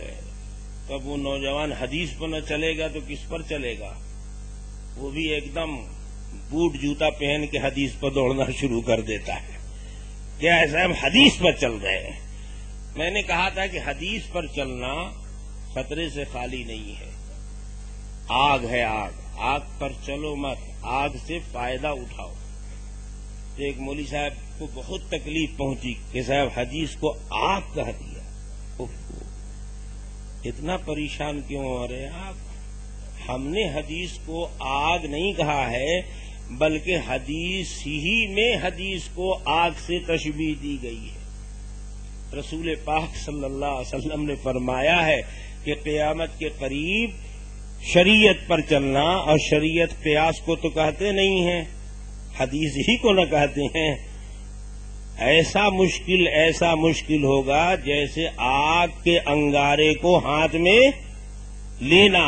تو آگ کا انگارہ یہ کون سی چیز ہے؟ وہی شریعت ہے، وہی حدیث ہے۔ تو میں نے یہ تشبیہ اپنے پاس سے نہیں دی ہے، حدیث کی روشنی ہی میں حدیث کو میں نے آگ کہا ہے۔ آگ سے استفادہ، آگ کے ہم محتاج ہیں، بلا آگ کے ہماری ضرورت پوری نہیں ہوگی، تو آگ ہماری ضرورت ہے اور آگ سے ہم کو فائدہ اٹھانا ہے، لیکن اس کا یہ مطلب نہیں ہے کہ اس پر ننگے پاؤں چلنا شروع کر دیجئے کہ آگ ہماری ضرورت ہے اور ہم کو اس سے فائدہ اٹھانا ہے۔ نہیں، ضرورت کی چیز ہے، لیکن کبھی ایسا ہوتا ہے کہ بے طریقے استعمال کرنے سے وہی ضرورت کی چیز ہلاکت بن جاتی ہے۔ ارے کشتی کس پر چلتی ہے؟ خشک زمین پر چلتی ہے نا۔ ارے بمبئی کے لوگ صاحب کرامات لوگ ہیں، خشکی میں کشتی چلاتے ہیں، خشک زمین پر تو کشتی نہیں چلتی۔ کشتی کے لیے پانی چاہیے، تو کسی نے سوچا کہ جب کشتی کے لیے پانی ضروری ہے تو لاؤ بھر کشتی ہم پانی ہی رکھ دیں، تو پانی کو کشتی کے اوپر رکھو گے تو کشتی رہے گی۔ ہم بھی کہتے ہیں کہ کشتی کے لیے پانی چاہیے، لیکن پانی نیچے رہے گا جب تک کشتی کے لیے معاون رہے گا، اور جب کشتی کے اوپر پانی آ جائے گا تو کشتی کے لیے ہلاکت کا سبب بن جائے گا۔ بلا شبہ حدیث ہماری روحانی زندگی کے لیے اور ہماری عملی زندگی کے لیے آب حیات ہے، آب حیات ہے، لیکن ہم کہتے ہیں کہ فقہ کی کشتی کو ساتھ ساتھ چلو اور سہارا حدیث کا لو، اور اگر اس کشتی کو نہیں رکھو گے بیچ میں واسطہ تم بھی غرق ہو جاؤ گے، تمہارا بیڑا بھی غرق ہو جائے گا۔ اتنا آسان نہیں ہے حدیث کو سمجھ لینا اور حدیث پر عمل کر لینا۔ آؤ حدیث ہی بتا رہی ہے، ایک صاحب رسول پاک صلی اللہ علیہ وسلم کی خدمت میں آئے، رمضان شریف کا زمانہ ہے، انہوں نے پوچھا کہ یا رسول اللہ میں روزے کی حالت میں ہوں، کیا میں اس حالت میں اپنی بیوی کا بوسہ لے سکتا ہوں؟ حضور پاک صلی اللہ علیہ وسلم نے فرمایا خبردار، ہرگز مت ایسا کرنا۔ دوسرے صاحب آئے، انہوں نے پوچھا کہ یا رسول اللہ میں روزے کی حالت میں ہوں، رمضان شریف کا زمانہ ہے، کیا اپنی بیوی کا میں بوسہ لے سکتا ہوں؟ اللہ کے حبیب نے فرمایا کہ ہاں، نفس پر قابو ہے اگر تو تم بوسہ لے سکتے ہو۔ وہ بھی حدیث ہے، یہ بھی حدیث ہے۔ حدیث تو اتنے ہی پر ساکت ہو گئی. اب کسی نے دیکھ لیا ترمذی شریف لے کر، پڑھ لیا بخاری شریف لے کر، کسی نے اس حدیث کو پڑھا، کسی نے اس حدیث کو پڑھا، دونوں اپنے اپنے طور پر حدیث ہی پر عمل کر رہے ہیں، اور کہیں دونوں کی مد بھیڑ ہو گئی، وہ بھی حدیث دکھا رہا ہے، یہ بھی حدیث دکھا رہا ہے، تو دھینگا مشتی حدیث ہی میں شروع ہو گئی. فقہ ہی میں صرف اختلاف تھوڑا ہی ہے. جس طرح کے اختلاف کو دکھا کر تم فقہ کو لایانی بنانا چاہتے ہو، اس طرح کے اختلاف تو احادیث کے اندر بھی ہیں. پھر حدیثوں سے بھی ہاتھ دھونا پڑے گا. جعلی فرضی روایتیں، جیسی تیسی زٹلیات جو فقہ کے ذخیرے میں ہیں، ان کو تلاش کر کے ڈھونڈ کر کے جنگل کی لکڑی کی طرح کھوج کر لا کر جمع کر دیا. کہنے لگے یہ دیکھیے فقہ کی کتابوں میں ہے. جب ایسی چوپٹ اور ایسی گھناؤنی باتیں فقہ کی کتابوں میں ہیں تو یہ فقہ کا ذخیرہ اس لائق ہے، اس لائق ہی نہیں ہے کہ اس کو پڑھایا جائے، اس کو دریا برد کر دینا چاہیے. اچھا صاحب، اگر یہی کارروائی حدیثوں کے ساتھ کی جائے، صاحب یہ حدیث کا ذخیرہ ہے اور حتیٰ کہ سیاستہ کا ذخیرہ ہے، اور اس کے باوجود ابن ماجہ میں اتنی موضوع روایتیں ہیں، اور ترمذی میں اتنی ضعیف روایتیں ہیں، اور ابو داؤد کی اتنی روایتوں میں کلام ہے محدثین کو، اور نسائی کی فلاں روایتیں محققین کے نزدیک پائے ثبوت کو نہیں پہنچتی، تو جس علم میں اور جس فن میں ایسی موضوعات اور اس قسم کی من گڑت روایات ہیں، اس پورے ذخیرے ہی کو دریا برد کر دینا چاہیے.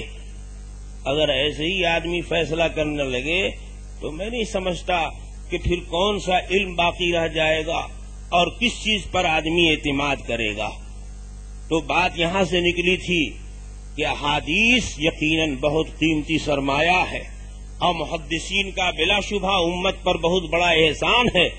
ہم خدا نہ خواستہ یہ بات حدیث کی توہین یا تحقیر کی بنیاد پر نہیں کرتے، بلکہ اس بنیاد پر کرتے ہیں کہ حدیث کا فن نہایت ادق ہے، بہت وسیع ہے، بہت عمیق ہے، بہت گہرا ہے، بہت نازک ہے. ہر آدمی اس کی سیٹنگ نہیں کر سکتا، ہر آدمی اس سے استفادہ نہیں کر سکتا.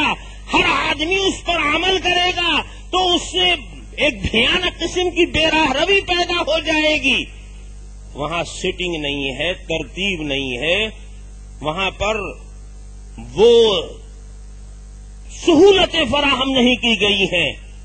یہ ائمہ مجتہدین کا کمال ہے کہ انہی احادیث کی روشنی میں امت کے لیے سہل طریقے پر مسائل کو مرتب کر دیا ہے. آج امت اس کی محتاج نہیں ہے کہ تمام حدیث کے ذخیرے کو کھنگالتی چلے، کہاں کہاں پر روایات ہیں، اور پھر اس کی سند کیسی ہے، اور پھر اس میں کیا کیا کلام ہے. یہ سارے جھنجھٹ سے بے نیاز کر دیا ہے فقہائے مجتہدین نے. انہوں نے فقہ مرتب کر دی، اور سب کے پیچھے اور سب کے دلائل احادیث کے ذخیرے میں ہیں. ان تمام پرپیچ راستوں سے گزر کر انہوں نے یہ حلوہ تیار کیا ہے. ایسا نہیں ہے کہ وہ اس سے نابلد تھے، ناواقف تھے. ہماری سہولت اور امت کی اجتماعیت اس میں ہے کہ اس سہل چلتے ہوئے راستے کو نہ چھوڑا جائے، چالو راستے کو چھوڑ کر پرپیچ راستے کو اپنانا.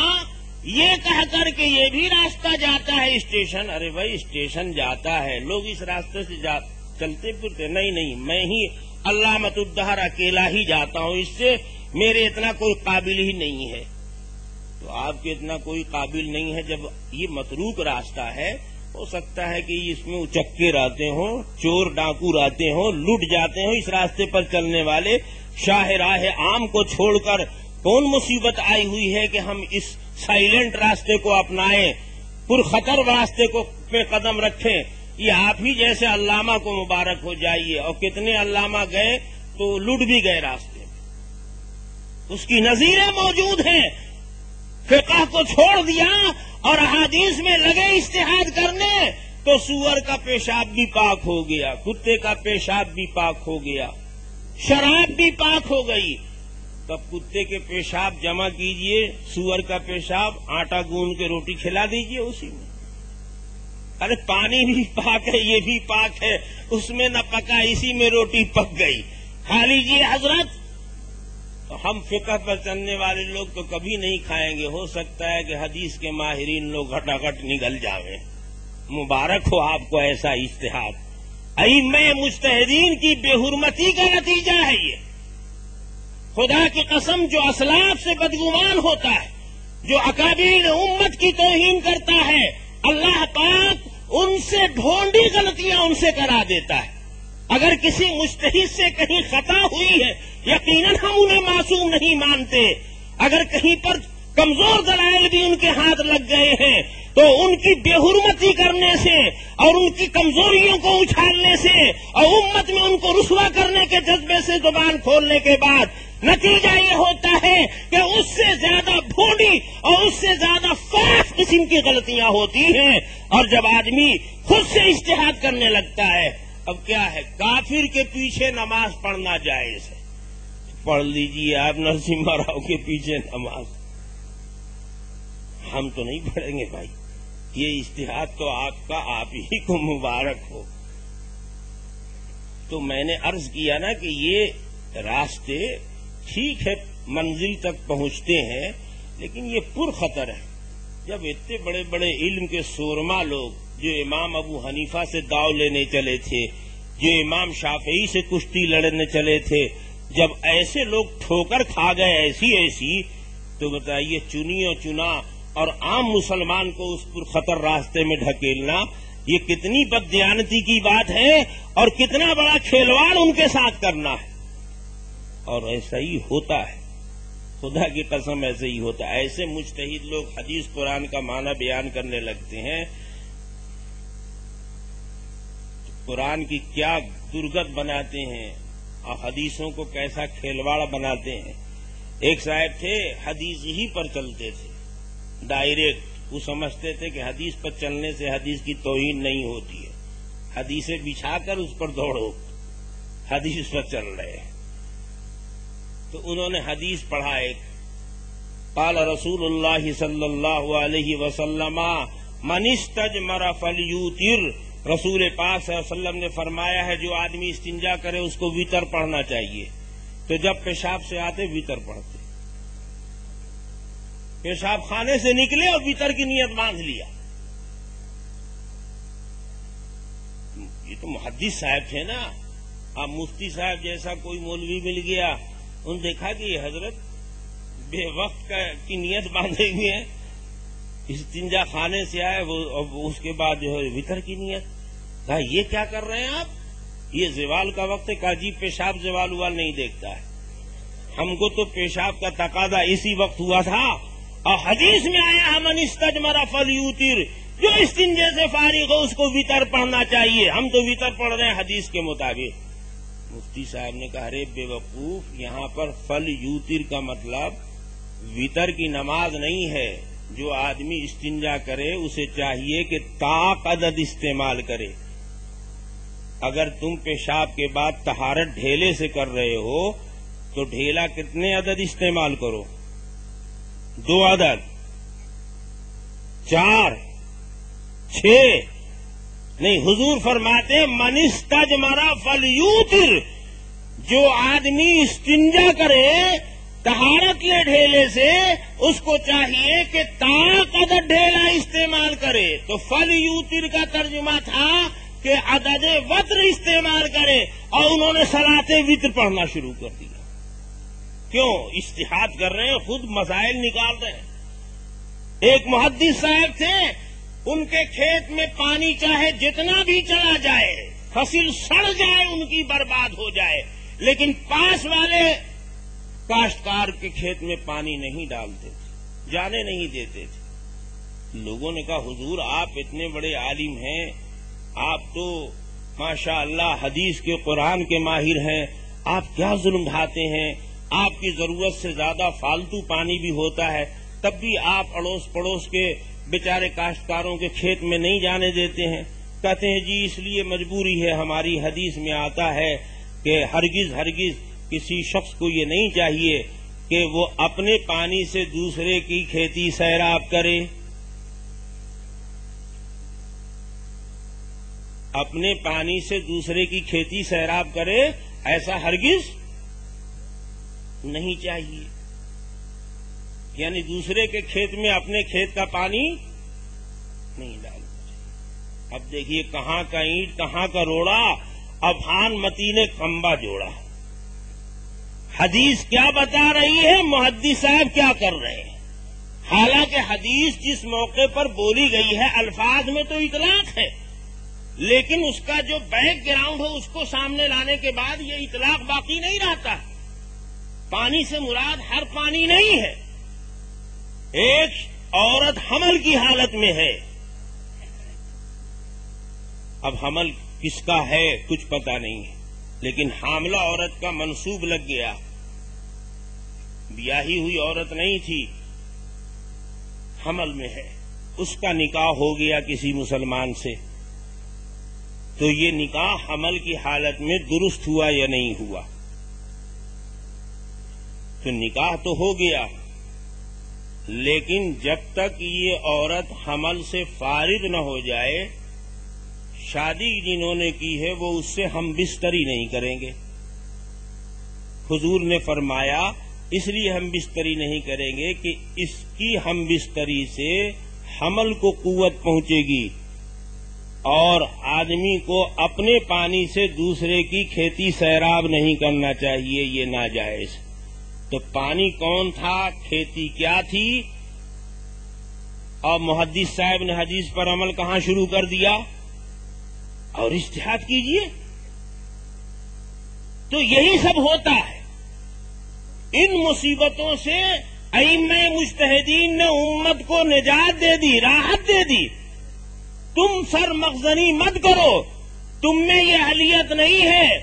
ہر آدمی حدیث کو لے کر اگر اس سے سمجھ کر اپنے طور پر عمل شروع کر دے گا تو جتنے لوگ ہوں گے اتنے مذہب اتنے فرقے پیدا ہو جائیں گے، امت کا شیرازہ بکھر جائے گا، اور یہ سب کام عمل بالحدیث کے نام پر ہوگا۔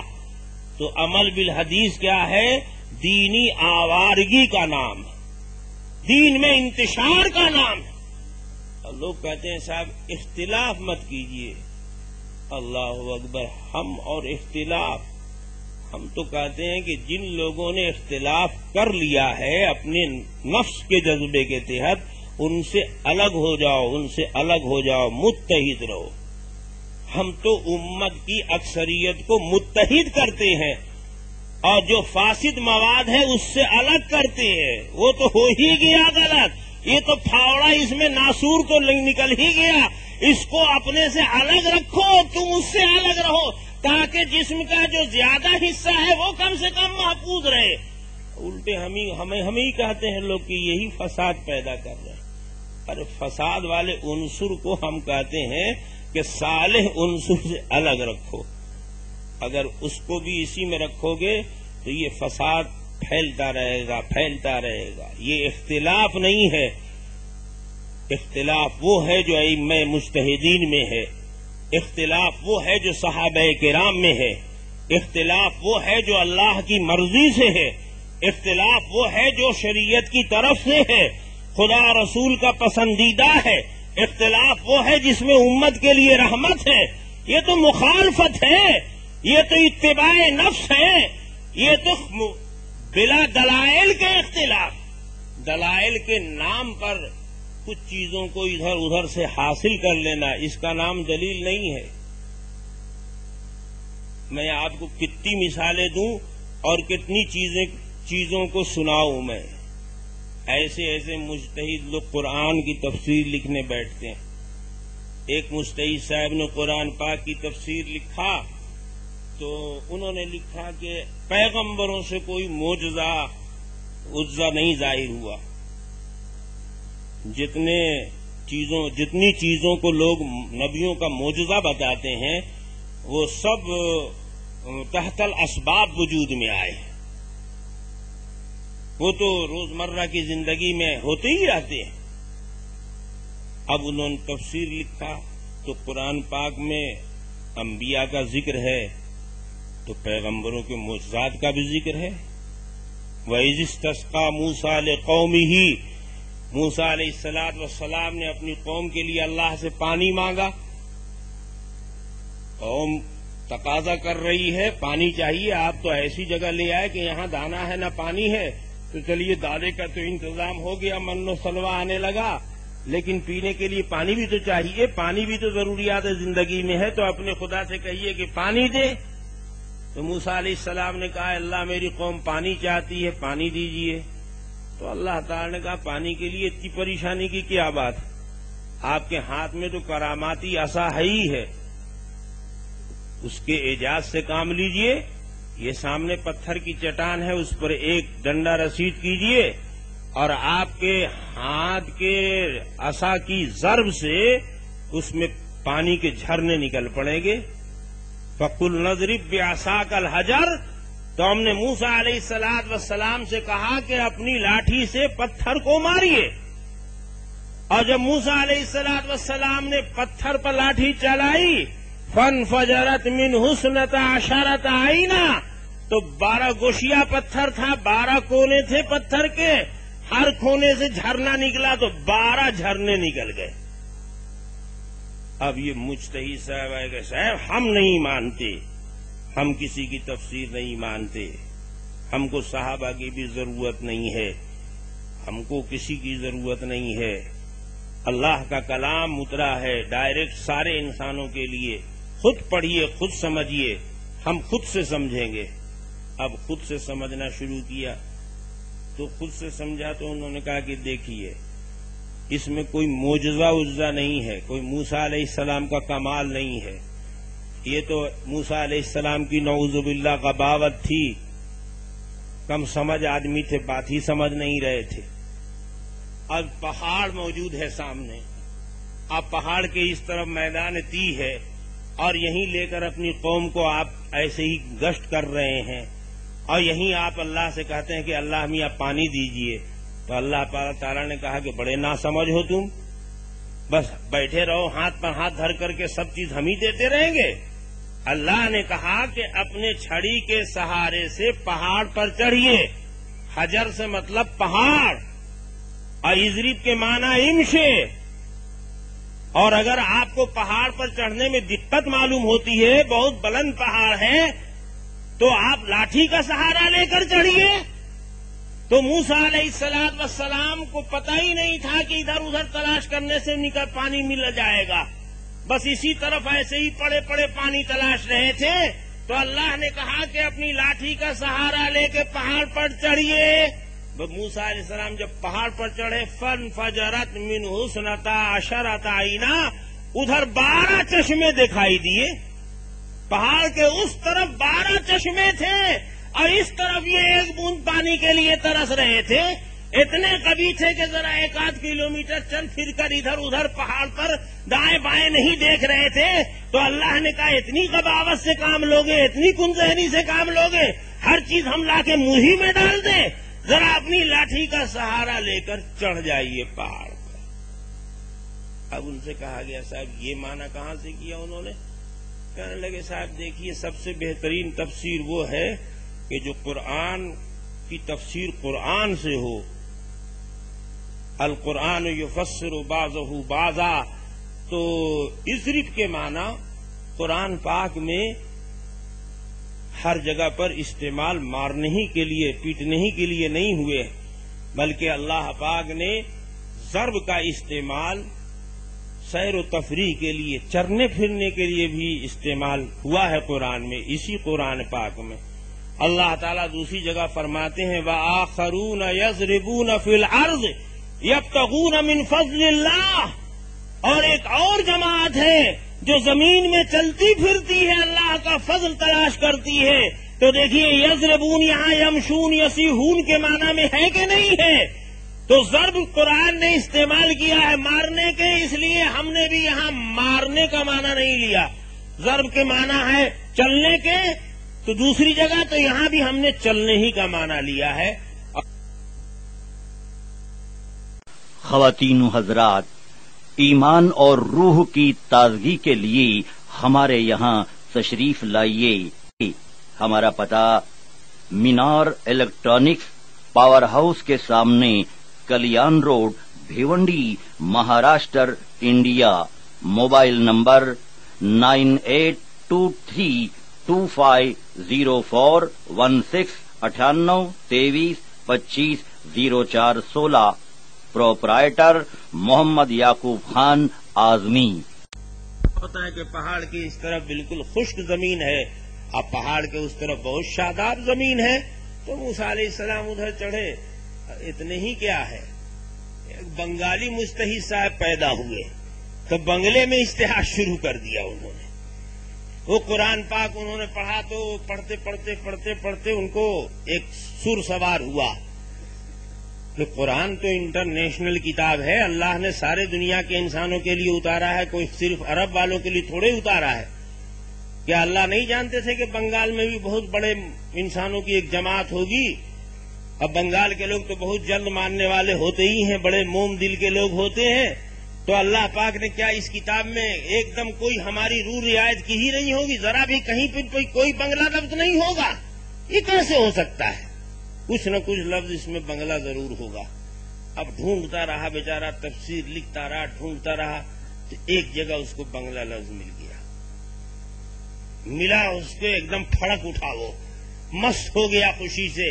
वाकई ये अल्लाह की किताब है जो सारे दुनिया का खुदा है, सारे दुनिया के इंसानों की जरूर रियायत करेगा। देखिए अल्लाह पाक ने हमारे बंगला की भी रियायत की है, एक लफ्ज बंगला का इसमें इस्तेमाल हुआ है। अब देखिए वो तफसीर लिखता है, या अय्युहल्लज़ीना आमनू इज़ा नूदिया लिस्सलाह मिन यौमिल जुमुअह फसअू इला ज़िक्रिल्लाह वज़रुल बैअ ज़ालिकुम खैरुल लकुम इन कुंतुम तालमून। कहता है अगर इसमें का हर लफ्ज अरबी माना जाए तो इसमें रब्त नहीं है, क्योंकि आयत का माना फिर ये बनेगा कि जब जुमे के लिए अजान दी जाए तो नमाज के लिए तुम चल पड़ो, नमाज की तैयारी में लग जाओ। ऐ ईमान वालो, जब तुम्हें निदा दी जाए जुमे के रोज तो तुम नमाज के लिए चल पड़ो। वज़रुल बैअ और खरीद फरोख्त कारोबार छोड़ दो। ज़ालिकुम खैरुल लकुम, ये कारोबार छोड़ना तुम्हारे हक में बेहतर है। इन कुंतुम तालमून, अगर तुम इल्म वाले समझ वाले हो। तो कहता है कि देखिए अगर तालमून को भी हम अरबी ही मान ले तो मा कबल के जुमले से रब्त बनता नहीं है, क्योंकि अल्लाह का हुक्म हो रहा है कि अजान होते ही कारोबार बंद, छोड़ दो।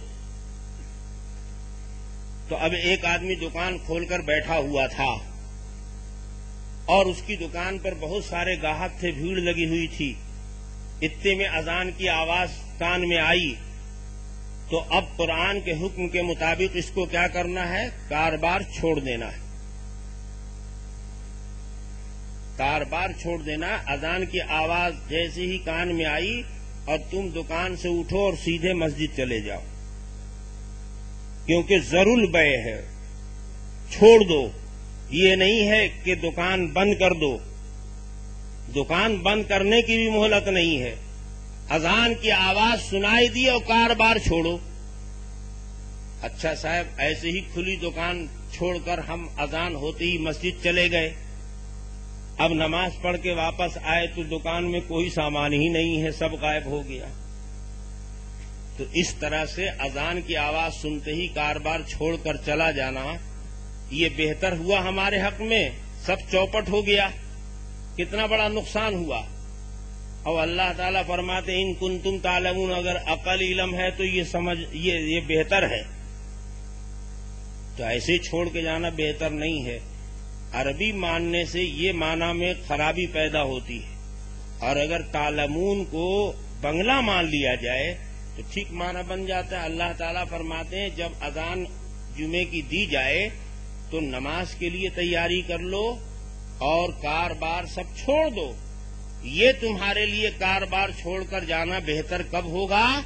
इन कुंतुम तालमून, अगर तालमून के गए हो। अब देखिए माना एकदम कितना फिट हो जा रहा है। इन कुंतुम तालमून, अगर तालमून कर गए हो तब तुम्हारा ये जाना बेहतर। ये लफ्ज बंगला का है, बंगला नहीं मानने से माना खत्म हो जाएगा और इसकी मानवियत बातिल हो जाएगी। हम कहते हैं कि अल्लाह पाक ने हम बंगालियों की रियायत से एक जगह बंगला भी बोल दिया है। देखिए इज्तिहाद। تو یہ قرآن پاک میں اجتہاد ہو رہا ہے، حدیث پاک میں اجتہاد ہو رہا ہے، کیا ہے صاحب استنجا کر کے آئے ویتر شروع کر دیا، کیا ہے صاحب پڑوسی کے کھیت میں پانی نہیں ڈالنے دیں گے، اور عجیب عجیب مسائل ہیں. یہ تو بہت لمبی فہرست ہے، یہ کوئی ایسا نہیں ہے کہ میں نے منتخب کر لیا ہے، بلکہ جتنا کچھ ہے وہ تو انشاءاللہ پھر موقع موقع سے آپ قسطوار آتا رہے گا آپ کے سامنے. میں تو صرف یہ عرض کرنا چاہتا تھا کہ اس میں امت کے لیے سہولت ہے اور امت کا نفع ہے، اور اس میں مسلم قوم کا اتحاد ہے اور اس کی شیرازہ بندی ہے کہ جو ائمہ مجتہدین کی مرتب فقہ ہے اس پر عمل کریں تو اس میں انتشار بھی نہیں ہے اور اس میں بے راہ روی بھی نہیں ہے، اور اس میں اتنی بڑی محنت شاقہ بھی ہر ایک کو نہیں کرنی پڑے گی، اس لیے کہ ہر ایک میں اول تو اتنی اہلیت نہیں ہے کہ وہ اتنے سارے کھیل کھیلنے کے بعد تب اجتہاد کرے. ایک سادہ سے آدمی کے پاس حدیث آئی، اب اس سے کہا جائے اس حدیث کی سند لاؤ اور سند کے تمام راویوں کی بحث کرو اور پھر اس کے بعد حدیث کا درجہ متعین کرو اور تب تم کو اجتہاد کرنا ہے. تو سوچئے ہر آدمی یہ کام کر سکتا ہے؟ نہ ہر ایک کے بس میں ہے اور نہ ہر ایک کے لیے اس میں آسانی ہے.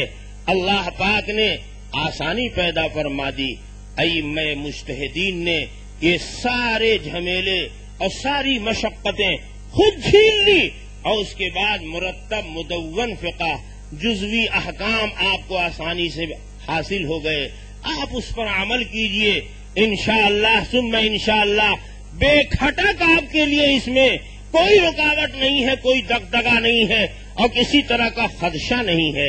اور اس پر لات مار کر خود سے مجتہد بنے گے آپ تو کوئی ٹھکانہ نہیں ہے.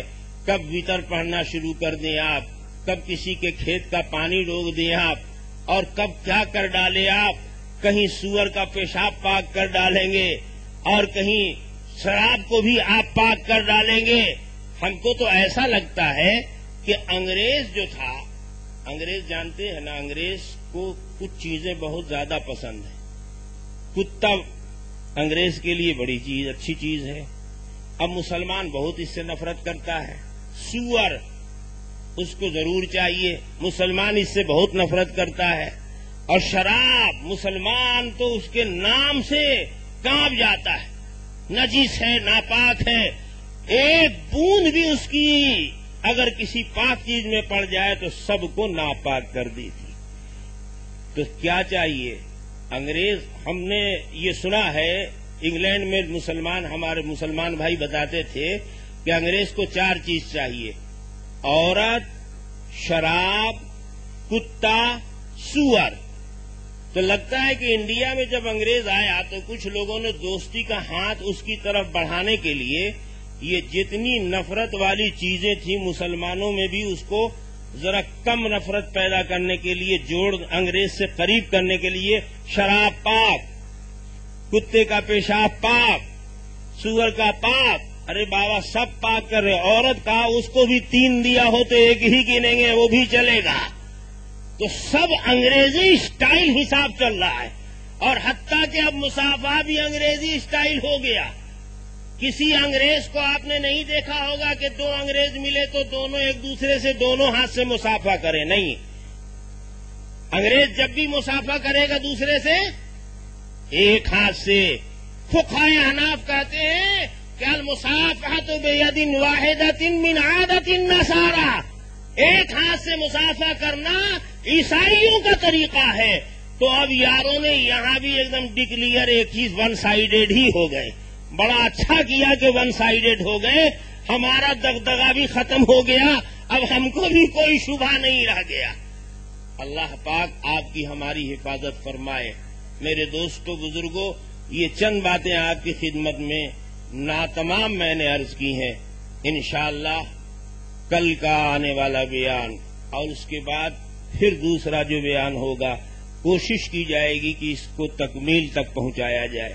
لیکن اس کے لیے شرط یہ ہے کہ آپ اتنی چھوٹی تعداد میں نہ آیا کریں، ذرا بڑی تعداد میں آئے تاکہ معلوم ہو کہ آپ سننے کا جذبہ رکھتے ہیں.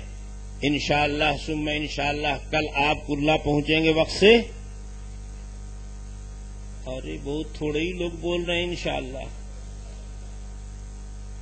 دیکھیے اتنا زور لگانے سے ابھی وہ 100-200 بولے ہوں گے. اچھا صاحب پیچھے والے ہو سکتا ہے آہستہ ہی آمین بول رہے ہوں، کوئی ضروری نہیں ہے کہ سب زور ہی سے بولے. دل سے ارادہ ہو گیا پختہ انشاءاللہ. انشاءاللہ ثم انشاءاللہ ہماری آپ کی پھر کل ملاقات ہوگی. بس انہی چند کلمات کے ساتھ رخصت ہوتا ہوں. وآخر دعوانا الحمدللہ رب العالمین. 2 ضروری اور اہم اعلان ہے. ان میں سے ایک تو یہ ہے کہ ہمارے ساتھ ایک کتاب ہے، ہماری لکھی ہوئی ایک کتاب ہے رضا خانیت کے علامتی مسائل. اس کتاب میں 4 مسئلوں کو ٹچ کیا گیا ہے. سب سے پہلے قبر کی اذان. قبر کی اذان دینے کے لیے جو لوگ کہتے ہیں ان کے پاس کیا دلائل ہیں، اور جو لوگ اس کو خلاف سنت کہتے ہیں ان کے پاس کیا دلائل ہیں. اور پھر دونوں دلائل کا تقابل و موازنہ کر دیا گیا ہے اس میں. دوسری خطبے کی اذان. جمعے کے روز جو خطیب ممبر پر بیٹھتا ہے اس وقت جو اذان ہوتی ہے وہ ممبر کے قریب سے ہونی چاہیے یا مسجد کے باہر دروازے سے ہونی چاہیے. جو لوگ باہر کرنا چاہتے ہیں ان کے پاس کیا دلائل ہیں، اور جو لوگ اس کو مسجد کے اندر ہی رکھنا چاہتے ہیں ان کے پاس کیا دلائل ہیں. پوری تحقیق اس میں ملے گی آپ کو. اور تیسرا مسئلہ ہے اقامت کے وقت کھڑا ہونا. بہت سے لوگ حی علی الصلاۃ تک بیٹھے رہتے ہیں، جب مکبر حی علی الصلاۃ بولتا ہے تو اچانک ایک بیک ہنگامی شکل میں کھڑے ہو جاتے ہیں. اور کچھ لوگ کہتے ہیں جیسے ہی تکبیر شروع ہو کھڑے ہو کر صفوں کو درست کیجیے. دونوں فریق کے پاس دلائل کیا ہیں اور صحیح بات کیا ہے. احادیث اور فقہ دونوں میں تضاد تو نہیں ہے، تو میں نے اس میں دکھایا ہے کہ تضاد نہیں ہے حدیث و فقہ میں، یہ سمجھ کا پھیر ہے. اور صحیح بات کیا ہے وہ بھی میں نے اس میں بتایا ہے.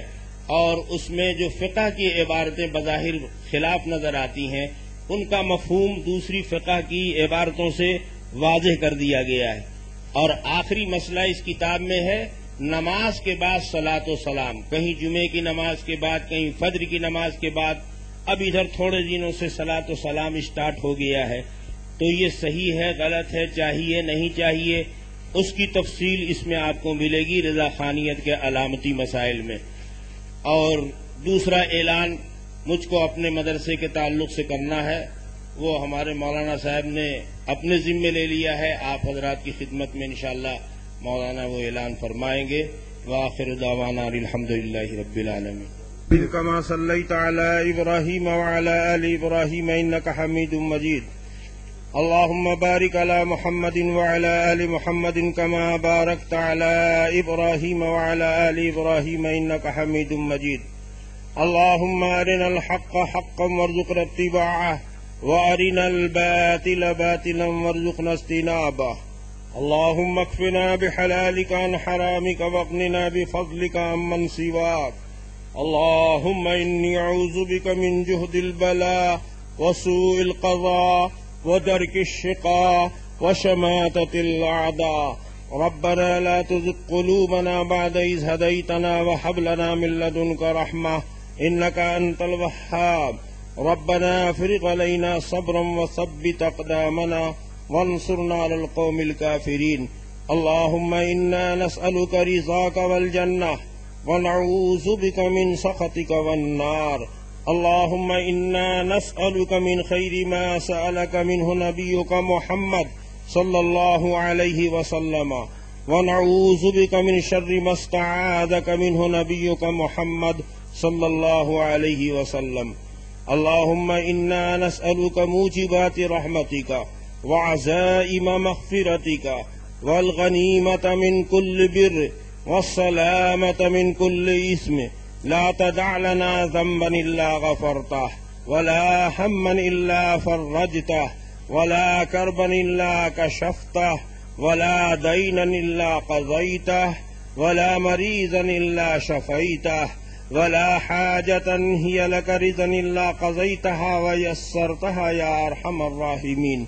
اللهم حبب إلينا الإيمان وزينه في قلوبنا وكره إلينا الكفر والفسوق والعصيان واجعلنا من الراشدين. ربنا آتنا في الدنيا حسنة وفي الآخرة حسنة وقنا عذاب النار. ربنا ظلمنا أنفسنا وإن لم تغفر لنا وترحمنا لنكونن من الخاسرين. ربنا تقبل منا إنك أنت السميع العليم وتب علينا إنك أنت التواب الرحيم. وصلى الله تعالى على خير خلقه محمد وآله وصحبه وأهل بيته وأزواجه وذرياته أجمعين برحمتك يا أرحم الراحمين. خواتین و حضرات، مختلف موضوعات پر علماء دین کی بصیرت افروز تقریریں نعت پاک اور ہندوستان و گلف میں ہوئے مشاعروں کے آڈیو کیسٹ کے لیے ہمیشہ پتہ یاد رکھیں: مینار الیکٹرانکس، کلیان روڈ، مہاراشٹر پاور ہاؤس کے سامنے شاستری نگر روڈ، بھیونڈی، تھانہ. پروپرائٹر یعقوب خان اعظمی. سامنے دارالعلوم. خواتین و حضرات، ایمان اور روح کی تازگی کے لیے ہمارے یہاں تشریف لائیے. ہمارا پتہ مینار الیکٹرانکس، پاور ہاؤس کے سامنے، Kalyan road, Bhiwandi, Maharashtra, India. Mobile number 9823250416 9823250416. Proprietor Mohammad Yaqub Khan Azmi.